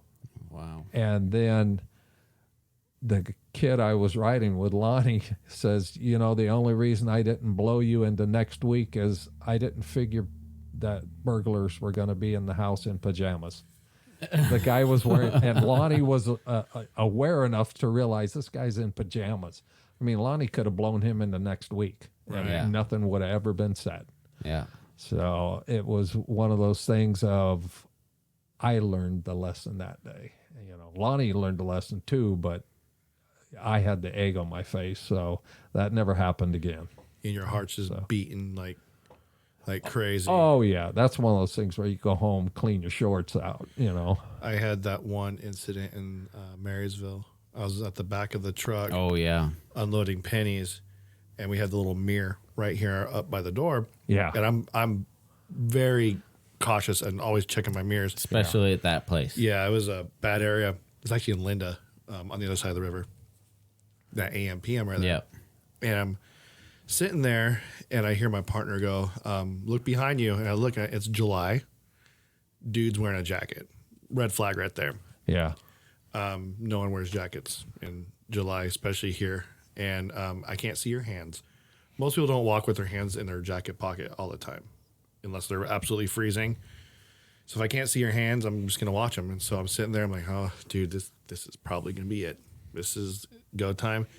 And I remember all I had was pennies. So I'm like, I'm not even going to grab my bag. So I just shut the door, turn around, have my hand on my gun, unclicked it. It's basically, it's just pointed down. It's out of my holster. And I yell at him. I use the big boy words, just yelled at him. Because you got to be authoritative. I mean, there's no other way around it. Command you present. stupid idiot. Get away from my truck. I don't trust you. That was the Disney version. And he took I'm going to take one more step, dude. I'm all, basically blow your head away. And he just kind of laughed. He's like, and just walked away. He was testing me. Wow. So I'm sitting there, and I'm like, and I just watched him. And I knocked on the door, driver opened it, put the pennies back in, and then I walked to the side, got in the truck, and I just let out the loudest mother effer as I could. Heart was beating. I thought you were going to say I farted. I probably did. But the thing is like my heart was beating, and then of course you get so upset your eyes well up. Yeah. And I'm thinking to myself, and I'm kind of like in a way crying. I'm like thinking, they always ask you on those police exams, do you have I forgot the word. Are you able to take a human life if the situation arises? Yeah. And I always said yes. Oh, yeah. And that situation was there, and I knew that I made the decision. I knew if he takes one more step, I'm going to shoot him. Yeah. That scared me. I'm like, I would have gone to jail if he had nothing on him. Maybe. California. Yeah, California, like, maybe. And it frightened me. I'm like, dude. I'm like, so that awareness, you definitely need some new huggies after that. Yeah. It took me a little bit to calm down. Yeah. And then, I mean, nothing like you guys, but it frightened me enough. I was just like, and then I went and finished the store, but it definitely ruined the day. That's for sure. You had one more story about chasing a guy in Woodland. Yeah. Chasing a guy through, I don't remember the name of this place, but it was a sleazy trailer court thing. And Doesn't narrow it down in Woodland. yeah, really. Anyway, guy goes around the corner, and you're taught how to take a tactically take a corner, Right. and but your adrenaline's going, and by the time I'm telling myself there's a corner there that he went around, and I'm trying to stop, there's gravel on the ground, and I slid right past the end of the building, and the guy is standing there with a gun right at my head, and I see the gun jerk, and I'm just waiting for the bang and the flash and everything, and long story short, the gun misfired. And Jeez. when we opened the gun up, the bullet had a dent in the primer, but the primer had no powder in it when they took it apart. So that is when it's your time, it's your time. Right. You need to be ready, and that was not my time. Yeah, I'm so glad you don't do that anymore. That was a big thing when I talked to you about my whole incident. And I think you told me when it's your time, it's your time. And Yeah. apparently that wasn't my time. That was not your time. Right. Yeah. That's And I think I either told you that or a text. We talked and we're texting quite a bit. I don't remember, but yeah, it just wasn't your time. I'm glad for whatever reason, and who knows? Maybe the guy did pull the trigger and it misfired. Yeah. You don't know. I just wish he would have fell down when he ran away from you. That would have been funny. He did get one of the guys ran into a pole. Yeah. So I felt good about that one. That's what I said. I wish he would have fallen down. I would rather have him run behind the truck and then get hit from another car not know what's going on, yeah. and just get splattered, because I was mad that day when you called me. Yeah, that's what I told you. The one emotion I had mad. was anger. I was mad. I was thankful, but I was mad at the same time that somebody even tried that. Yeah, I was tempted to drive down there and just, I don't know what, it would have done nothing. But I was Yeah. like, I need to be there for him. I was like, oh. That's when you wish That would have been cool because I sat at the hotel for That's a whole other story. That was dumb. 5 hours and That- then went back and then sat again the whole night and then went home the next if he had morning. come around the edge of that truck running to the getaway car and a car splattered him, not knowing he's coming across there. I'd pay for that surveillance footage. And to just sit there as his partner's driven away and just look at him and say, "Sucks to be you, buddy." Hopefully he's got compound fractures or something. Yeah. Or death. Yeah. Well, you let him suffer a little first. Just a little while. So you we'll go back to Amador. Yeah, Amador pretty chill. loved it. Yeah. Wonderful. What place was to your work. favorite part about Amador? Of the job? You mean? Yeah. Just that. Oh, there was a lot of things that made it what it was, but we always had each other's back. because of the ruralness of the county and everything. But I loved the area, and it was just a great department at the time to work for. We had a good sheriff, and coming out of Woodland, where the hierarchy didn't, in my opinion, didn't care about the people on the streets or anything, and to go to Woodland, and I wasn't sure what to expect because you're going to an elected office with a sheriff. Exactly. And to find a department that was well run and the officers were well trained, and it was just a great department to work for. Loved it there. And I assume the county as a whole, like the people that live there, it was less of a chaotic crowd. Oh yeah, when I was there, it was a safe county, more or less. You got to turn your own dirt. It was slow enough that you could go out and find stuff. I wasn't You weren't running going call to call. Yeah. So that was good. We originally, when we moved there, I was living in Plymouth. Okay. And I was on the city council for Plymouth, which is interesting because my wife's father was, at that time, Plymouth had their own little police department. He was the youngest police chief in California. There you go. And he was in Plymouth. So we lived in Plymouth, and then we moved up to Pioneer. Okay. Up the mountain more so I could get out of the flatlands and get up to the trees. There you go. I miss living up in the mountains. I loved it. We had a great house. Josh bounced off several trees on on the during the sleds. winter. Oh, I did that too. Good No, times. like I stuck my head out the side of the sled, and That's as what we were happened. going down. Boom. Yeah. Yeah. That explains That a explains lot. it. Yeah. Yeah. Yeah. So you're there for how many years? I was in Amador for 3 years. 3 years. And then what happened to make you leave Amador?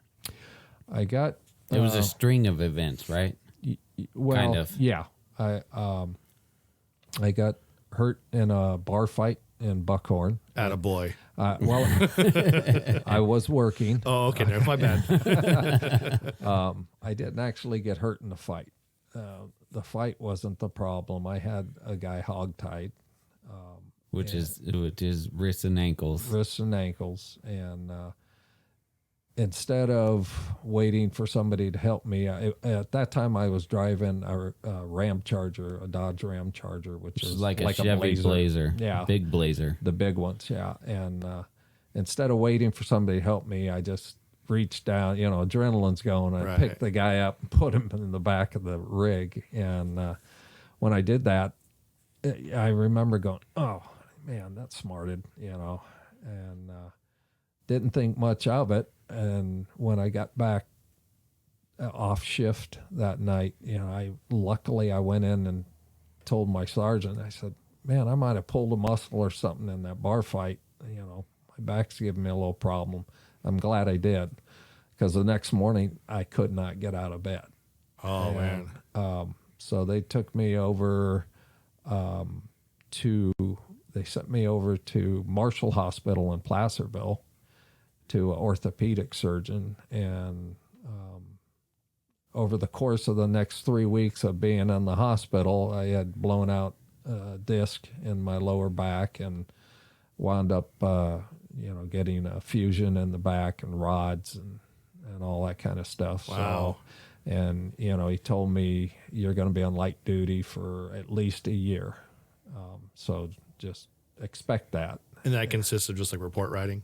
At that time, it was anything from sitting in dispatch to working bad check cases for the detectives, or sitting in the jail when they were shorthanded or whatever. Being a honeydew. Yeah.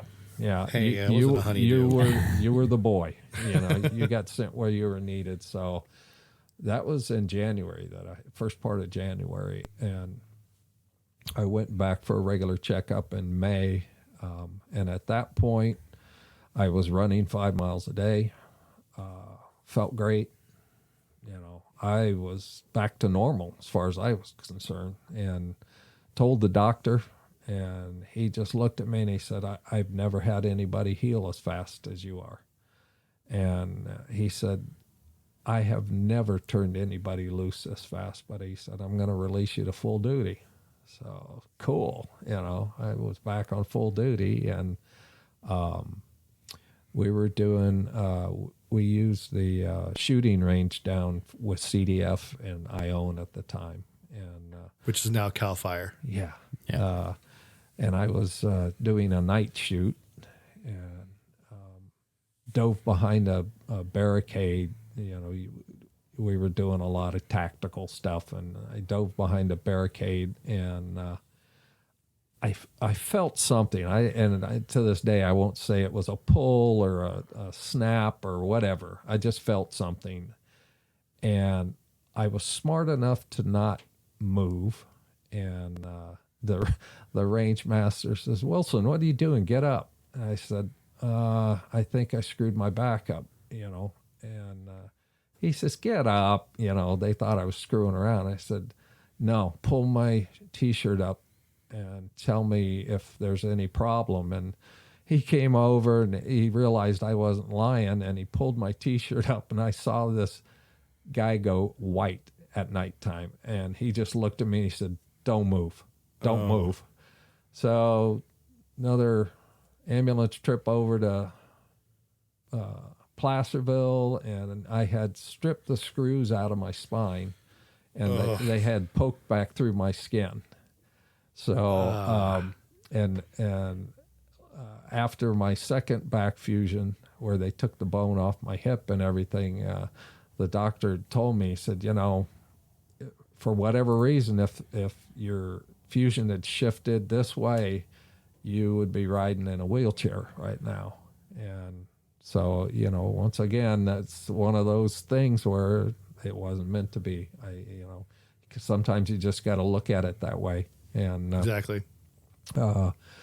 3 weeks after that surgery, lot of soul searching, a lot of praying with my wife. We just both came to the conclusion that if I can't trust my back anymore, how can I ask, the other deputies to trust it? Right. So I went into the doctor and I said, "Doc, I think I'm going to have to be retired." I said, "I don't want to say that, but I just can't see where this is going to get better." And he looked at me and he said, "I'm glad you came to that conclusion, because I was going to tell you when you came in today that I'm retiring you." Oh, no. So it was nice that I made the decision. I don't feel like the doctor made that decision. I had already made it. That's So, good. You don't have regrets or anything like that? Oh, I don't regret that I did that, because I couldn't have done my job. I regret that I can't do my job anymore. That was the job that I always felt like that was my career. That was the one that I was born to do. Yeah. I loved it. It was a great career. And it's not like it is today where everybody's got a phone and a camera. And not that I would have cared, because, I didn't do anything wrong. And the people I worked with didn't do stuff wrong. So, you always have a bad apple. But I didn't work with racist people. I worked with people that wanted to put bad guys in jail and protect people. Exactly. That's what it's supposed to be. That's what it was all about. Yeah. And so anyway, I lost my career. In California, when you're a deputy sheriff, you're also a deputy coroner. The elected sheriff, is the coroner for the county. And so doing that, I get to know, we only had 2 funeral homes in town where autopsies were done and all that. And, we get sent on death calls all the time. So I got to know the funeral directors, and the one that was in Pine Grove near our house, he was a friend. And sitting in his office once having coffee with him after I had decided to retire, and he just looked at me and he said, "Why don't you go back to school and do what I'm doing?" And I said, "What?" He says, death doesn't bother you. You go on death calls all the time. You still get to help people. It's just at a different angle. Yeah. You're dealing with them after somebody's died. He said, it's a good career. Why don't you consider it? And I thought about it, and next thing I knew, I was back in college. There you go. So went to college and got my degree for mortuary science and embalming, and off on my career, and moved the family to Oregon, Klamath Falls, Oregon, where I had my first job as an apprentice, and we went from there. So. And how was, sorry, I took a drink of the ginger cola, and I guess I didn't talk since I drank it, so I had a little bubble in my throat. And so that's obviously, we were talking a little bit earlier, that's a different half of law enforcement. So usually, sometimes you deliver bad news to people, and I imagine not only just with dealing with the body itself, but you're also dealing with the living family. And I mean, how do you not take that home? Because that's got to be pretty emotional. It's interesting because I'm an emotional person. Here, man. Me too. Sometimes I am. When Did you cry when I called you? I did. So, dude, I didn't. Knuckles, Don, Knuckles. Yeah. Yeah, I did. And partly because for me, the first thought through my mind was Bill Wiley. Yeah. So that's what I thought. I kind of felt bad after telling you, but then I was like, he's going to find out anyway. So You'll get a heart someday. But you know why they didn't shoot you though? Oh yeah, because of Monday. I told that story. Yeah. Monday, said- he texted me and said, "Hey, I'm in the Bay Area again this week," and they put me in Oakland. And I started people praying, Yeah, absolutely. So that's why you're alive. Yeah. I was praying for you too. You just don't know it. So, but anyway, different angle, different way of helping people. In Oregon, a lot of the funeral directors they have medical examiners up there, and most, especially in Eastern Oregon, almost all of the funeral directors are deputy medical examiners. So they'll investigate like the homicides and stuff as well. Yep. Okay. Yeah. And assist in all the autopsies and all of that kind of stuff. So did that. I actually left Klamath Falls when the person I worked for decided that they were going to put me on a commission. So my check depended on if your grandma went into a 20 gauge or a stainless steel casket, And I said no. I said, I will not work for that. That's Kind of upselling on Yeah. people when they're at their lowest. What I told him was, I will not work for a company when I have to worry about my car payment when grandma has just died for that family, and I'm trying to push them over so I can make my car payment by making a bigger commission. Exactly. And so that was the first job I actually fired from. He fired me, and I'm proud to say that in that instance. I would not work for it. So we wound up moving over to Albany on the western side of the state, and I managed a funeral home there and basically did the same thing. And the kids all were in school, and we were able to keep them in private schools because my wife worked for a private school. And You actually lived there in the home where everything was done, like My Girl? we We did for a while. little bit. Yeah, we lived in the apartment above the funeral home while our house was being built. Oh, I couldn't do that, dude. Josh didn't have a problem with it. He's weird, though. We already established that. We're working on him. Wound up leaving there and going to work for step back a little bit. I hired a guy from Klamath Falls, a friend of mine from Klamath Falls, to come over and work for me. And his brother was a regional manager for a big corporation, a funeral corporation, and they were all from Southern California and Arizona.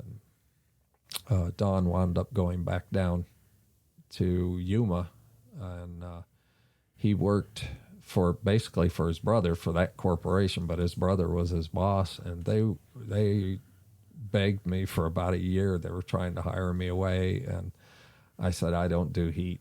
I'm sorry. And they said, no, we want to send you to Flagstaff. And Flagstaff's at 7,400 feet elevation. I said, there's nothing at 7,400 feet over Arizona but birds and plains, you know. I had no idea that there were mountains in Arizona. Yeah. And I wound up going to Flagstaff. We wound up moving to Flagstaff and went to work for this company. And I got those mortuaries up and running well and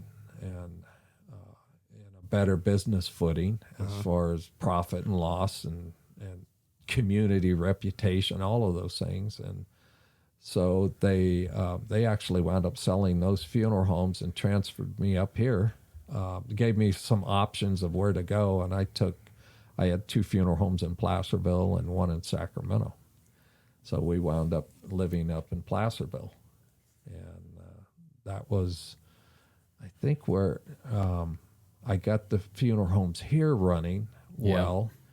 And it's odd to say, but you know, they're funeral corporations, and if you do well, you make a bonus type thing. It wasn't that I got paid more to do it. I didn't. I did what was right, and the profits and all of those things fall in line when you serve people. Right. Exactly.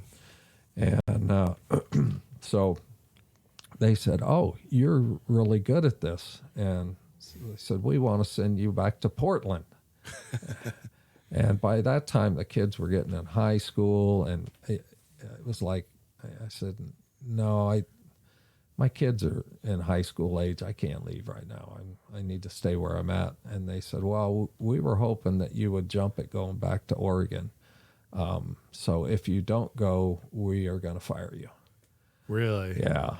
So, and interestingly enough, my buddy's brother, who had been my boss too in Arizona, was absolutely fuming when he found out all of this. And anyway, I said, "Well, I guess I'm moving to Oregon." And I actually took the position up. It was in the Portland area, and I had, I think it was 6 funeral homes and 2 or 3 crematories, and the largest mausoleum west of the Mississippi is in Portland, and I had that. And when I had been in Albany, Oregon, our pastor at our church said, "Hey, you should start thinking about being a church manager."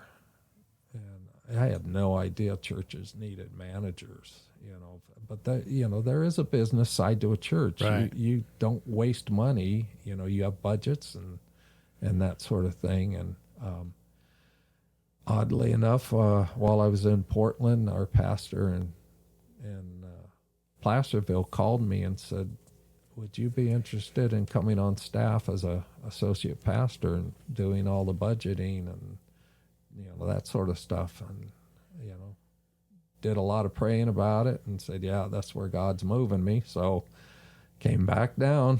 That's crazy, because that's like Yeah. taking you directly out of a completely different industry. Right. That's And we had not moved the family up to Oregon yet. It was just me you. living in an apartment at one of the funeral homes. So I gave my I told you I bonused while I was here in Placerville area. Well, they transferred me, and that company did not pay its bonuses until May. And so I had told the pastor of the church, I said, "Hey, I need to stay employed here until, I think it was May 10th or something when I get my bonus." And I said, "Then I'll turn in my notice," because it was a substantial amount. And they said, no problem. So I got my bonus check, and the next day I handed them my 2-week notice. once I had the money. So, Yeah. and so I kind of, in an odd way, God said, okay, move him to Portland. Well, we're getting back at you a little bit. So I don't think that, but it was interesting how it worked out. And so came back here, and I started as an associate pastor at our church, and put my wife and I both went through seminary. Nice. And she focused on the counseling and pastoral care, and she's a certified Christian counselor and licensed and all of that. And I focused mine on administrative and that sort of thing, where my gifts are. And so that's how I wound up in the ministry. And then 2008 came around. So churches got hit hard when the recession hit, and I could see writing on the wall because I do the budgets. And Right. I just told my wife, I said, man, this has been laying on my heart that I think God's moving us again. And you're still up in Portland at this point? No, he's in Placerville. Oh, Placerville, right, okay. Yeah, as a associate pastor at our church. And so started talking to my buddy that had been in Arizona with me. He now owned funeral homes in Alabama. And I said, maybe I need to get back temporarily till I find something back in the funeral industry, because I have all my licenses and stuff. So we wound up actually moving to Tennessee. And my wife and I, by then the kids were up and established and married and on their own. So I think that's when I had my first encounter with your dad. Probably. yeah, I think that's it. Just about then. moron. 2000. I'm still a moron. Still, we got to mark that one. So yeah, you said 2008, 2009, around that time. Yeah, somewhere around there. But anyway, so we went back to Tennessee, and prior to this, while I was still in Placerville, I started losing my vision. And I had LASIK surgery done on my eyes in Oregon years before, when it was like the new thing. And unfortunately now, my ophthalmologist and every ophthalmologist I ever talked to, when I tell them what my eyesight was prior to surgery, they said nobody should have ever touched you, period. It just doesn't work. So, but anyway, I've had 3 retinal detachments now, and advanced glaucoma. I've got no eyesight in the left eye at all, and I have 3% in my right eye, but it's all blurry. So when I look at you, all I see is an outline. And sometimes, like I was telling you earlier, you were up against the wall there. I couldn't see you. You were too far away. Well, I'm really handsome.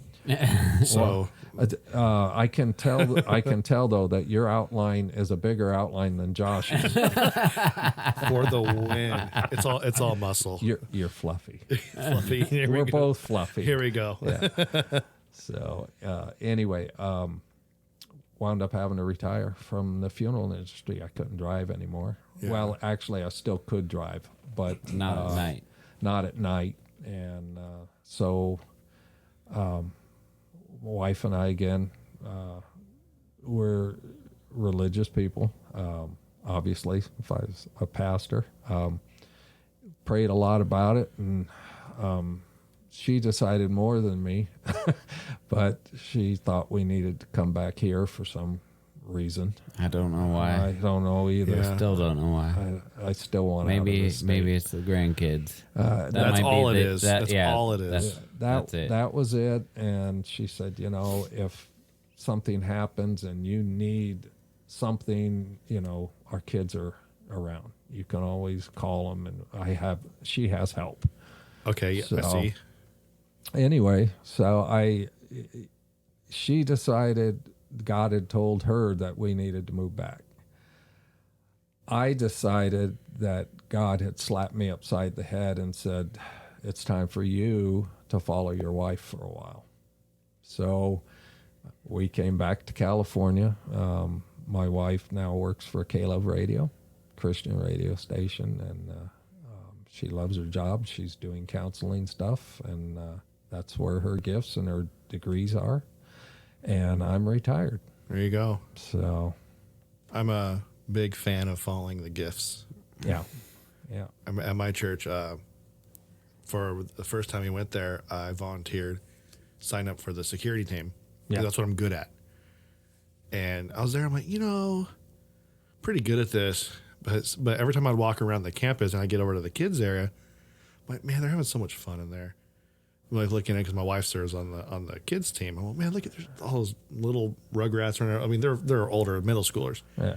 Well, that looks like The so much terrible fun. age. Yeah, I mean, yeah, but they're fun though at the same time, and also at the same time, that's where I believe like I could focus into helping them mold them at this age before they go to the high school group, and they're molding before they go to the real world. We were talking about that teacher earlier, just molding them, right? And so I was like, I went to one of our pastors. I go, I love being on the security team because it's fun.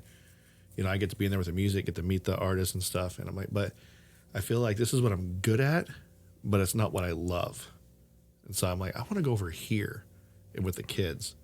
So that's where I end up going. I've been there over a year now, and it's fun. Wouldn't it be nice if more people followed their gifts? Yeah, it'd be awesome. Yeah, I love it. Especially when you're talking about junior high to high school, and unfortunately, that's where a lot of churches drop the ball. Yeah. After high school, they kids get to college and they're messed up with all the garbage in schools, Right. and they have nothing to fall back on. A lot of them. So a lot of churches miss that ball with carrying on with something for college age kids to do, and Right. they're not kids anymore; they're adults, and unfortunately, they make a lot of bad decisions when they get in school now. Yeah. So. Okay, so you've basically gone through everything that you've done. You skipped a little part though. While you were here in the Placerville area, you were actually a chaplain for the sheriff's department, the El Dorado County. Right. So what made you want to get into that? Mostly because, well, one, I was a pastor, and two, I was a retired cop.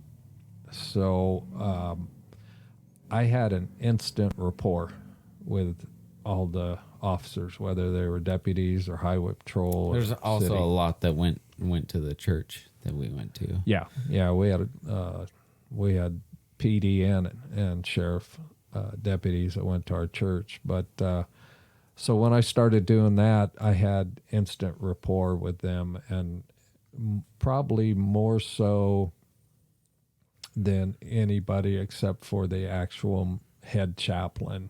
Is he was still working? No, He's not. He is retired now, but he not only was a chaplain in the Army, and he actually, when I was there, he was still in the Army Reserves. He was a lieutenant colonel, and he was not only there, but he was a reserve police officer for Placerville City, and then also with the sheriff's department. So he had good rapport with everybody, and not that the other chaplains didn't, but it's a hard nut to crack. And if you haven't been in a job where your coworkers are family and you depend on them for your life, I don't think you can understand the atmosphere that is in fire service or police departments. It's a different world. It is really completely different. Yeah. And I know you talked to me at some point. You said you had a difficult time with some of the officers just because you were a chaplain, like going on ride-alongs and stuff like that. Yeah. How did you overcome that, or did you become an understanding or something like that? Yeah. There's always officers that a lot of them think that you're riding with them to get them in trouble, or maybe the chief or the sheriff said, hey, ride with that person, they're messed up or whatever. And usually after riding with them for an hour or two, it was loosened up, and they realized that one, I was retired, so I knew what I was doing even when I was with them. I was one of two chaplains that actually carried a gun, and they realized that I wasn't there to get them in trouble. I was just there to let them know, hey, I'm here to help. And sometimes I could help on calls they went on. If they got sent to a death call or whatever, boom, the chaplain's already there, and they loved it when they didn't have to deal with the family of somebody that's dead. So yeah, because with sheriff departments in this area, they're also coroners, right. So they have to go out to all those calls, right. So if they had you with them, it's Yep. Yeah. It's probably gonna be the hardest thing in the job is the notices. You know. Yeah, and you just from years of doing it, you just got to be honest. Yeah. You got to be straightforward without being hard, but you don't try and sugarcoat and you let them know when somebody's died. They know already you're there. There's something wrong. Yeah. And if you deliver the message to them correctly and professionally, without the hard edges, things just go better than trying to, be their friend. You're not their friend when somebody's dead. They don't know you. So you're not going to be their friend. You just need to be a professional and a caring person. That's if they need a shoulder, you're there. If they don't, you respect that and let them know that you're there to help however you can, and give them all the resources that you have available. And I never went on a call that didn't work out well or didn't, went bad at all. And especially with, we had deputies back, I forget what year it was, 07 or 08, where 3 deputies and a K-9 got shot. And, I remember that. I was the first chaplain in Roseville where all the deputies were life flighted to. And so I was their first point of contact from the department, period. I got there before anybody. And, I take it back. I believe there was either somebody from Placer County or Roseville PD that had got sent there, but they don't know what they're there for. Yeah. And all the deputies remembered that the first person at the hospital was a chaplain. Unfortunately, one of the deputies never got through that, never got over it, never got figured out how to process it, and that deputy wound up committing suicide a few years afterwards. And the other 2 deputies are doing well, Is that one of the things where you think back and you're like, maybe I could have done something better, or?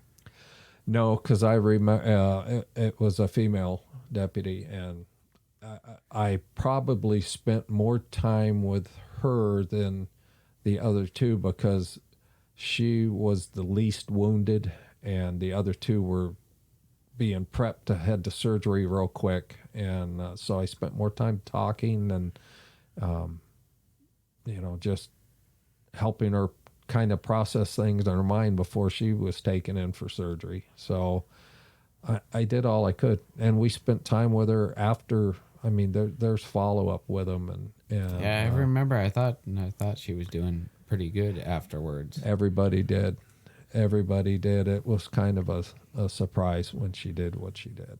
So, and I used to see her up at the racetrack a lot because she was a big fan of the racetrack, and so I'd sit and talk with her there too. So I know, Tommy, you had some questions about that because that's something that you've been thinking about as well. Like, and as a chaplain, like, how do you approach that? Like, because I know there's a lot. Not everyone believes in God or believes in religion, and say it's a situation like that, and you're there, but that person isn't religious at all. Are they not wanting to? Are you merely just someone to listen, and then you just give just regular advice, or do you always give spiritual advice even if they're not? Are you talking about to the drivers, or? Oh, so sorry, to like the police officers and stuff.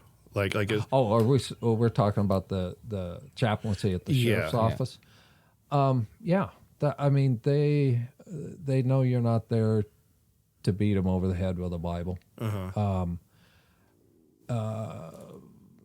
And at the same time, they knew I was retired, so I could approach it from either side that I wanted to. You know, if I thought, well, I can better get to know this person and serve him better by being a retired deputy chaplain, I would do that. Or if there was someone else that I knew already had a relationship with God, that was easy. You know, that was a real easy ride. But those are the ones that you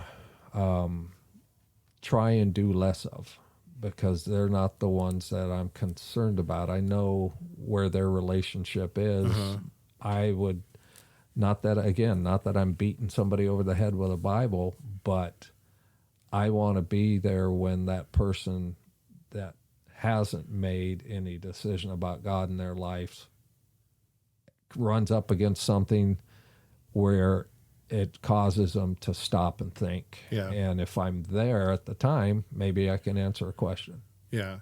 I remember when my dad passed away, we were at the hospital, and we had a chaplain who came to his room, and it was weird. It was like we knew him, but we didn't know him. Yeah. He just came up, and it was kind of a reassuring, you know, and it felt good.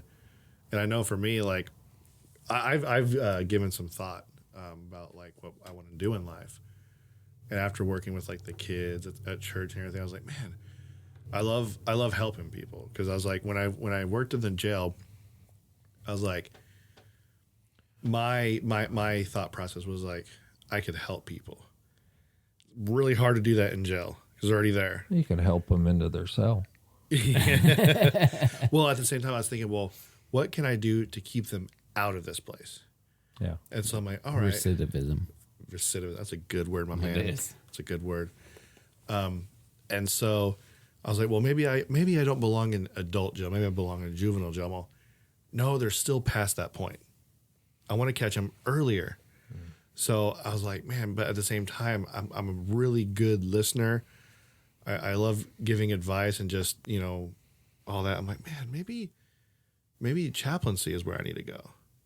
I was thinking about it. I'm like, because it's weird, just like you, like I've had jobs and it seemed like they've always led to something. I'm like, what is it that I'm supposed to go to? Like, what is it that I need to be? And like for you, like when you started out military, you know, then you went to, what was it, Loomis, then Woodland, so you're law enforcement, and then all those things basically were in some way helping people to like this end Bring game me to where goal. I am now. And I look at it, and then just like with when I'm at church, I'm like, it's something I'm good at or something that I'm passionate about are two different things. You know, I'm like, I'm really passionate about this. Maybe I just need to get better in that, and that's where I need to be.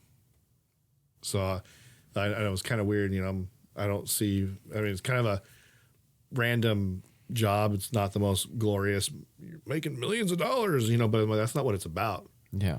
You know, a lot of the times it's volunteer, you know, and you got to start somewhere. It's just one of those things I was thinking about doing. I was just praying on it. But man, what should I do with my life? Right now, I throw frozen pizzas. So I'm helping people get fat right now is what I'm doing. But yeah, I mean, that's Pizza's good. yeah, it's I like pizza. frozen though. It's not delivery. It's not, yeah, it's not delivery. Yeah. DiGiorno. It's not, I don't work for DiGiorno. Oh, either. never mind. I work for the other one. The guy that flies the airplane. Tombstone? No. Oh. He's in a Tombstone now. Oh.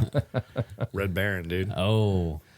But yeah, no, that's just, I mean, Well, I love hearing those stories. I'm a big believer in knowing what your spiritual gifts are. Uh-huh. And and knowing what you're passionate about, because usually they mesh. Yeah. And I haven't met anybody that, had outgoing personality that wanted to be kept in an office in the back. Right. That's not where they're at. So you got to know what you're good at, or what you can learn and be good at, and where your gifts are. And you got to love what you're doing, because if you don't love what you're doing, you need to look at, maybe I should be doing something else. Right. I'm a firm believer in, if you're not where you're supposed to be, you're going to know it. I've learned that through life. A lot of things that have happened. I just launched a rubber band right at my crotch, dude. It hurts so bad. Hold on a second. You go. It's a small injury. I won't make. Yeah, I won't make you eat a jelly bean for that one. You watch that video. You watch that video. You see my face. Just man. Okay, I'm good now. You good? Stomach ache yet? I think the rubber band broke. No, it didn't. No. No, but throughout life, I've learned, like, there's places that you're supposed to be at a certain time, and then there's something that comes up, and you realize this is not where I'm supposed to be.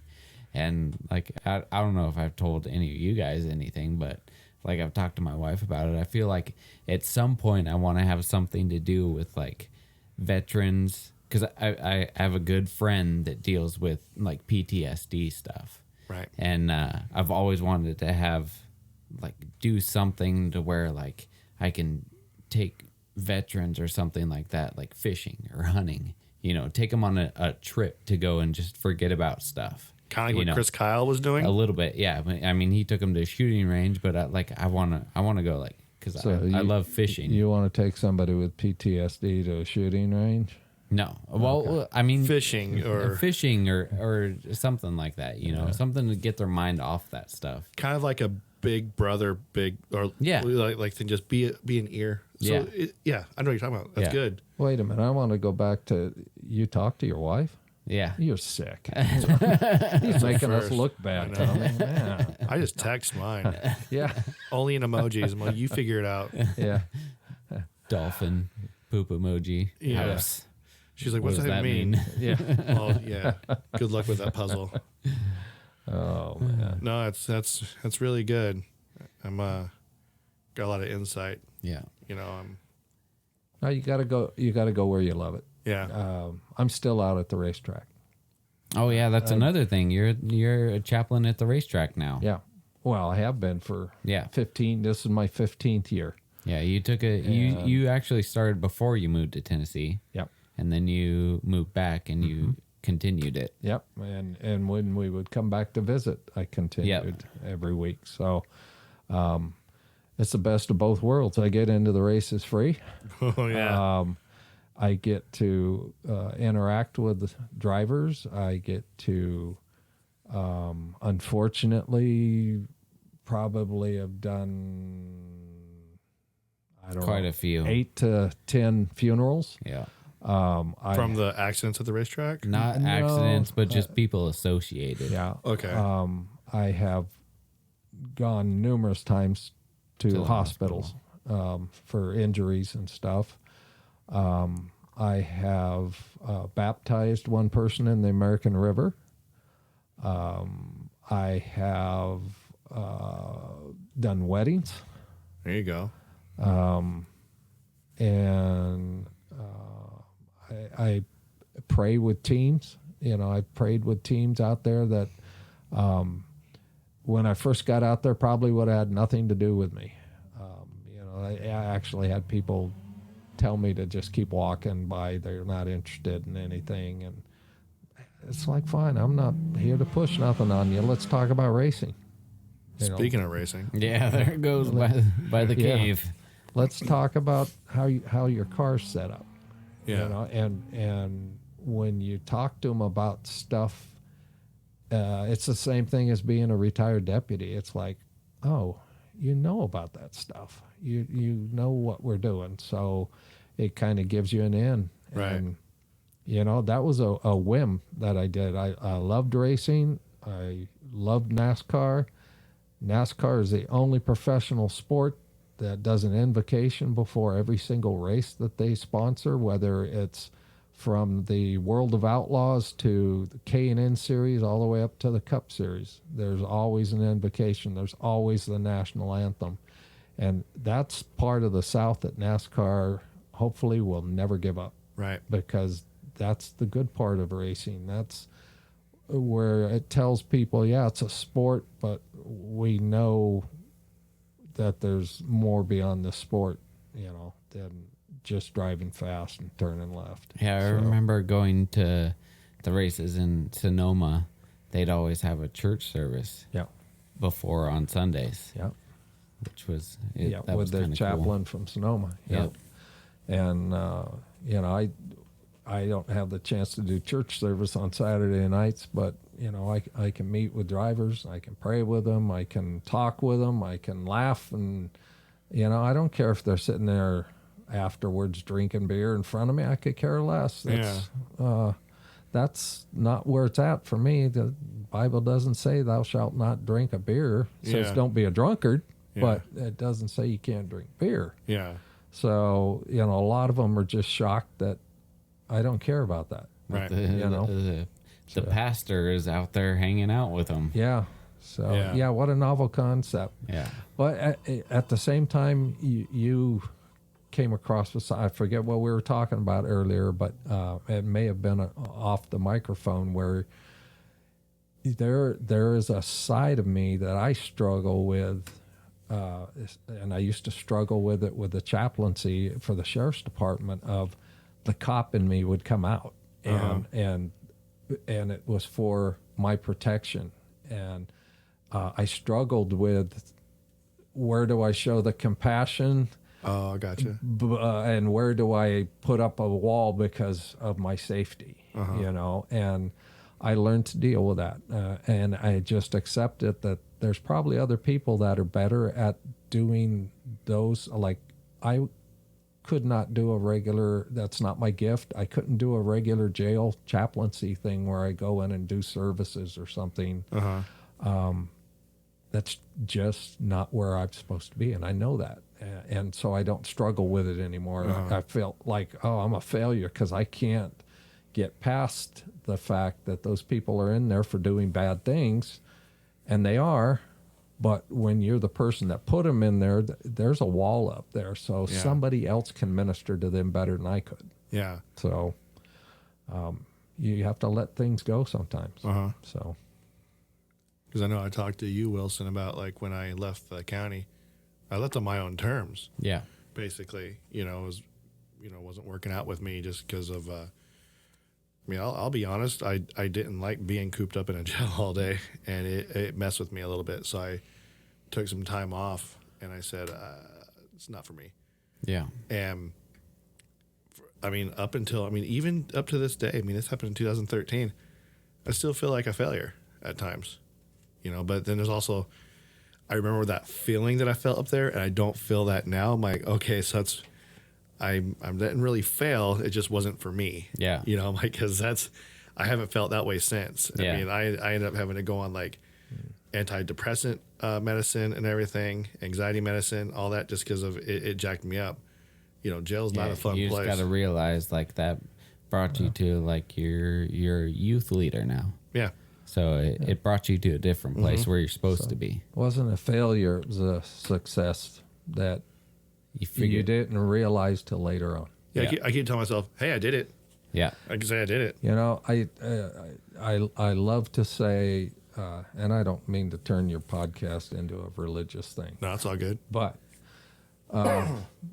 in 1 Corinthians 13, the love chapter in the Bible, it says that I see dimly now, but I will see, I'm paraphrasing, but I'll see clearly, at one time. And I have a firm belief that no matter what it is in our life that we don't understand right now, you're going to understand it one day. Yeah. When you get to heaven, I'm going to turn around and, well, not me, but that person who lost a child is going to turn around and go, okay, I understand it. I see clearly. maybe it's something that you had no idea happened because you lost that child or whatever. There's just things that we're not going to understand. Yeah. And you let it go with that. You got to let it go and just give it to God. Exactly. So, Because otherwise, I'm you're stuck going to be, sometimes, you know? You're going to be jacked up. Yeah. There's times where I'm just like, I can't do this. Yeah. So, hey, but I do have stories about Josh from last week that he didn't tell you. We're gonna edit this out. I don't think we are. Ah, Let's hear a few. you'll never know. Oh, let's see. The one where my wife and I went for our anniversary dinner at a very nice restaurant up in Albany, Oregon called Novak's. Yeah, just talk about the nice restaurant. Posh restaurant. Took my wife out for the anniversary and get a call from the guy that worked with me, Don Diamond. Oh, this one's not that bad. We can keep this one in. Don Diamond says, "Hey, I'm calling you from my cell phone because That was a big deal back in the day. yeah." Oh, the backpack? Yeah, yeah, the Army radio Yeah. backpack. Yeah, he says because you don't have a home phone right now. Your son decided to see what would happen to it if he put it in a microwave. Yeah, So he fried our phone. yeah. It was kind of cool. Well, what happened? It sparked and stuff. Probably lit on fire for a little bit, and So we came home to. This was last week, right? Yeah. We came home to a young Joshua sitting on the stairs crying because he thought he was going to get in trouble. And he did. He got in trouble. But yeah, but I was the favorite. we and didn't beat him or yeah, anything. yeah. Oh, come on. Not that time. So, but and a real young Josh in Klamath Falls. This is the one that gets edited. No, this is funny. I'll have my mom call in and say some embarrassing things about me if you leave this in. Okay, you're gonna. I'll shake you. I'm shake it right gonna now. hold you to this. I will let her call Okay. in. Okay. And I just saw that handshake. So we're sitting in the living room. It's, I don't know, nighttime, 10 o'clock, whatever. We haven't gone to bed. The kids have been in bed. I think people were over. No, I think it was just us. I feel like people were sitting. You were all sitting around the table. No, we were in the living room. Oh, He yeah, came see, I don't paddling. even remember. Josh comes paddling down the hallway and goes through the kitchen entry area around the corner from us. And so we get up to come around and see what the heck he's doing because he's like a heavy sleeper, and turned the corner to find our youngest son had opened the cabinets underneath the sink and was urinating underneath the sink. Atta boy. Yeah. And I mean, full on stream, pee was going everywhere. So it was amazing that much pee could come out of such a tiny thing. Oh, I remember. I remember changing my daughter's diapers. I'm like, she barely ate. Yeah. I'm like, what the heck? Where's this coming from? Yeah. Did you lose a leg? What happened? You know? But what else did you do, Josh? Nothing. I was a perfect child. No, there were Favorite, other- remember? There were other. Oh, he and his brother when we lived in Oregon and Albany. Oh yeah, this was a good one. We lived I'll in leave this one in. We lived in a brand new neighborhood. Houses still being built, and there's like roads in, but nothing else. Other than the builders doing stuff. And our sons decided to go flip over outhouses out there. And Yeah, why not? so my youngest son flips over the outhouse only to find out it's completely empty. Yeah. So That's not fun. Yeah, I know. He failed. you Yeah. know. My oldest son decided to flip over the next one, which was When he had full. a broken arm. That Yeah. was amazing. Yes. Yeah. So he flipped it over and poop was everywhere. Nice. So we found out about it, as God always does, let us know things like that. And so my kids, the other kids that were involved, did not have any parental guidance, unfortunately. My kids wound up for like, I think it was 3 weeks. I had an agreement with the guy that we knew that was building the houses because he built ours. I said, they're really good at pushing brooms, and there's a lot of dust on your streets out here from all your heavy equipment. So they were pushing brooms and sweeping dirt back onto the lots every night for 3 weeks. That's good parenting right there. And they had to write a letter of apology to the builder and to the outhouse company. And if there was any financial issues at all, and I had money out of my pocket, they were having money out of their pocket. Luckily, nothing ever happened because I think they were shocked that we punished our kid. So Yeah. I thought you were going to tell the one about. Urinating on the police car? No, I already told that one. He heard it. He actually listens to the podcast. Yeah. Yeah. But I thought you were going to tell the one about the planter boxes in the backyard Oh, that yeah. you guys didn't find out about until My like wife- 10 years later. My wife had planter boxes on the edge of the yard where the patio was, and we had a huge patio around the entire house. So she had like 5 of these big planter things. 5 after we were done. No, We had 4. 6. Oh, we had 6? Yeah. Okay. Yeah. Well, you go out time after time after time, and you don't start to realize that one's gone. Apparently, they decided to pour lighter or gasoline, We got WD-40. WD-40, and they decided to Torch it. torch one of them. It melted it.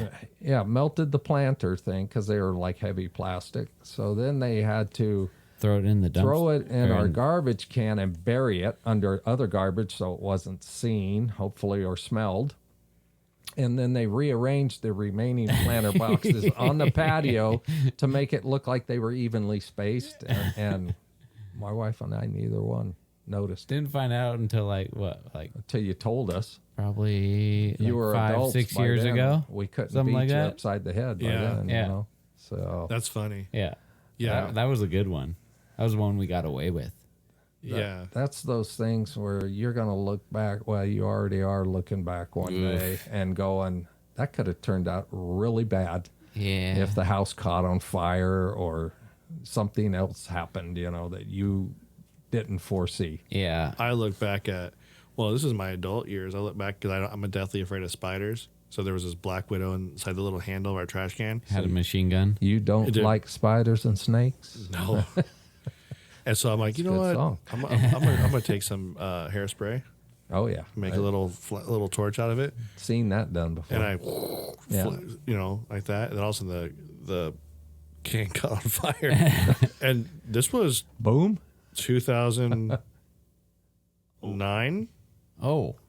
That wasn't that long ago. Yeah, it was like 2009 when I did this. I was just like, no, probably 2008. I think it was 2008 when I did that. So I was an adult, and I'm like, just, oh my gosh, like bad idea. And I'm like, man, this is something I would have done when I was a little kid. And I had supervision, but we were pretty open to do what we wanted to do. You're supposed to be smarter than that now. I know. Yeah. Well, I am a moron. Oh. You are.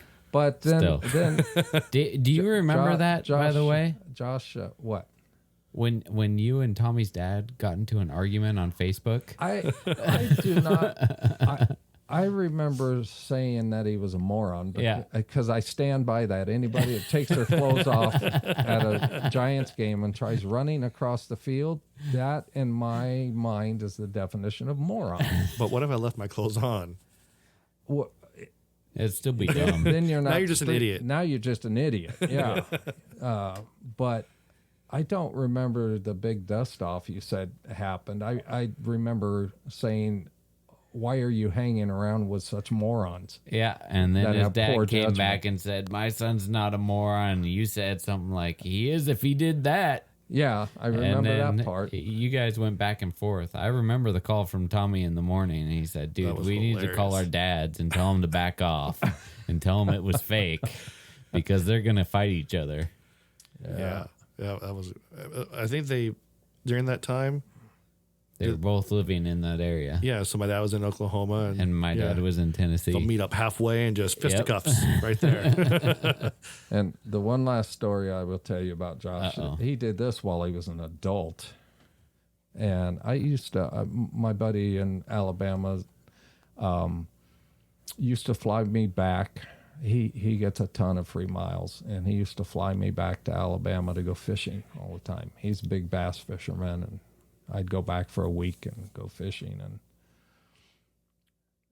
apparently my son had gotten a hold of my phone the night before I left to go back to Alabama. And I am standing in line at the TSA waiting for my time to get up there. And somebody's phone starts ringing, which is not mine because I know my ringtone. And all of a sudden I'm hearing this, "Answer your phone, infidel. Phone ringing. Answer your phone. It could be Allah. Allah, la, la, la, la, boom. You know, answer it before it blows up." And I'm going, who in the heck has got that phone, you know, in this day and age? And then I realize it's my phone on my hip. And I'm like just mortified because I'm standing there and people are cracking up laughing. And I turn around to see an obvious Muslim family standing behind me with the beards and the turbans and the look on their face like, we're going to show you Allah and the 72 virgins if you get out of line here. And I realized that he had my phone the night before, so he had no idea that was going to happen. But that's probably the closest as an adult I came to soiling my underwear in a bad way. Yeah. That was funny. Well, it's just TSA. They want to stop you anyway. They don't stop anybody. No, but I probably could have gotten a little bit of trouble for killing my son. You know, well, it's California. Well, were you in Alabama or were you in California? I was still in California, so it might be legal. You've been fine. You've been fine. You're good. Yeah, Sanctuary they don't state. care. Yeah. So yeah, Josh was a good kid overall, but favorite kid. I think he turned out overall. okay. he turned out okay, and all of our kids were good kids. You So forgot I to can't- say favorite. I can't gripe. Yeah. You know, I got Don't do that, dude. Don't make him choose. I got No, he already has. 3 adult kids that are successful and aren't morons running across the baseball field.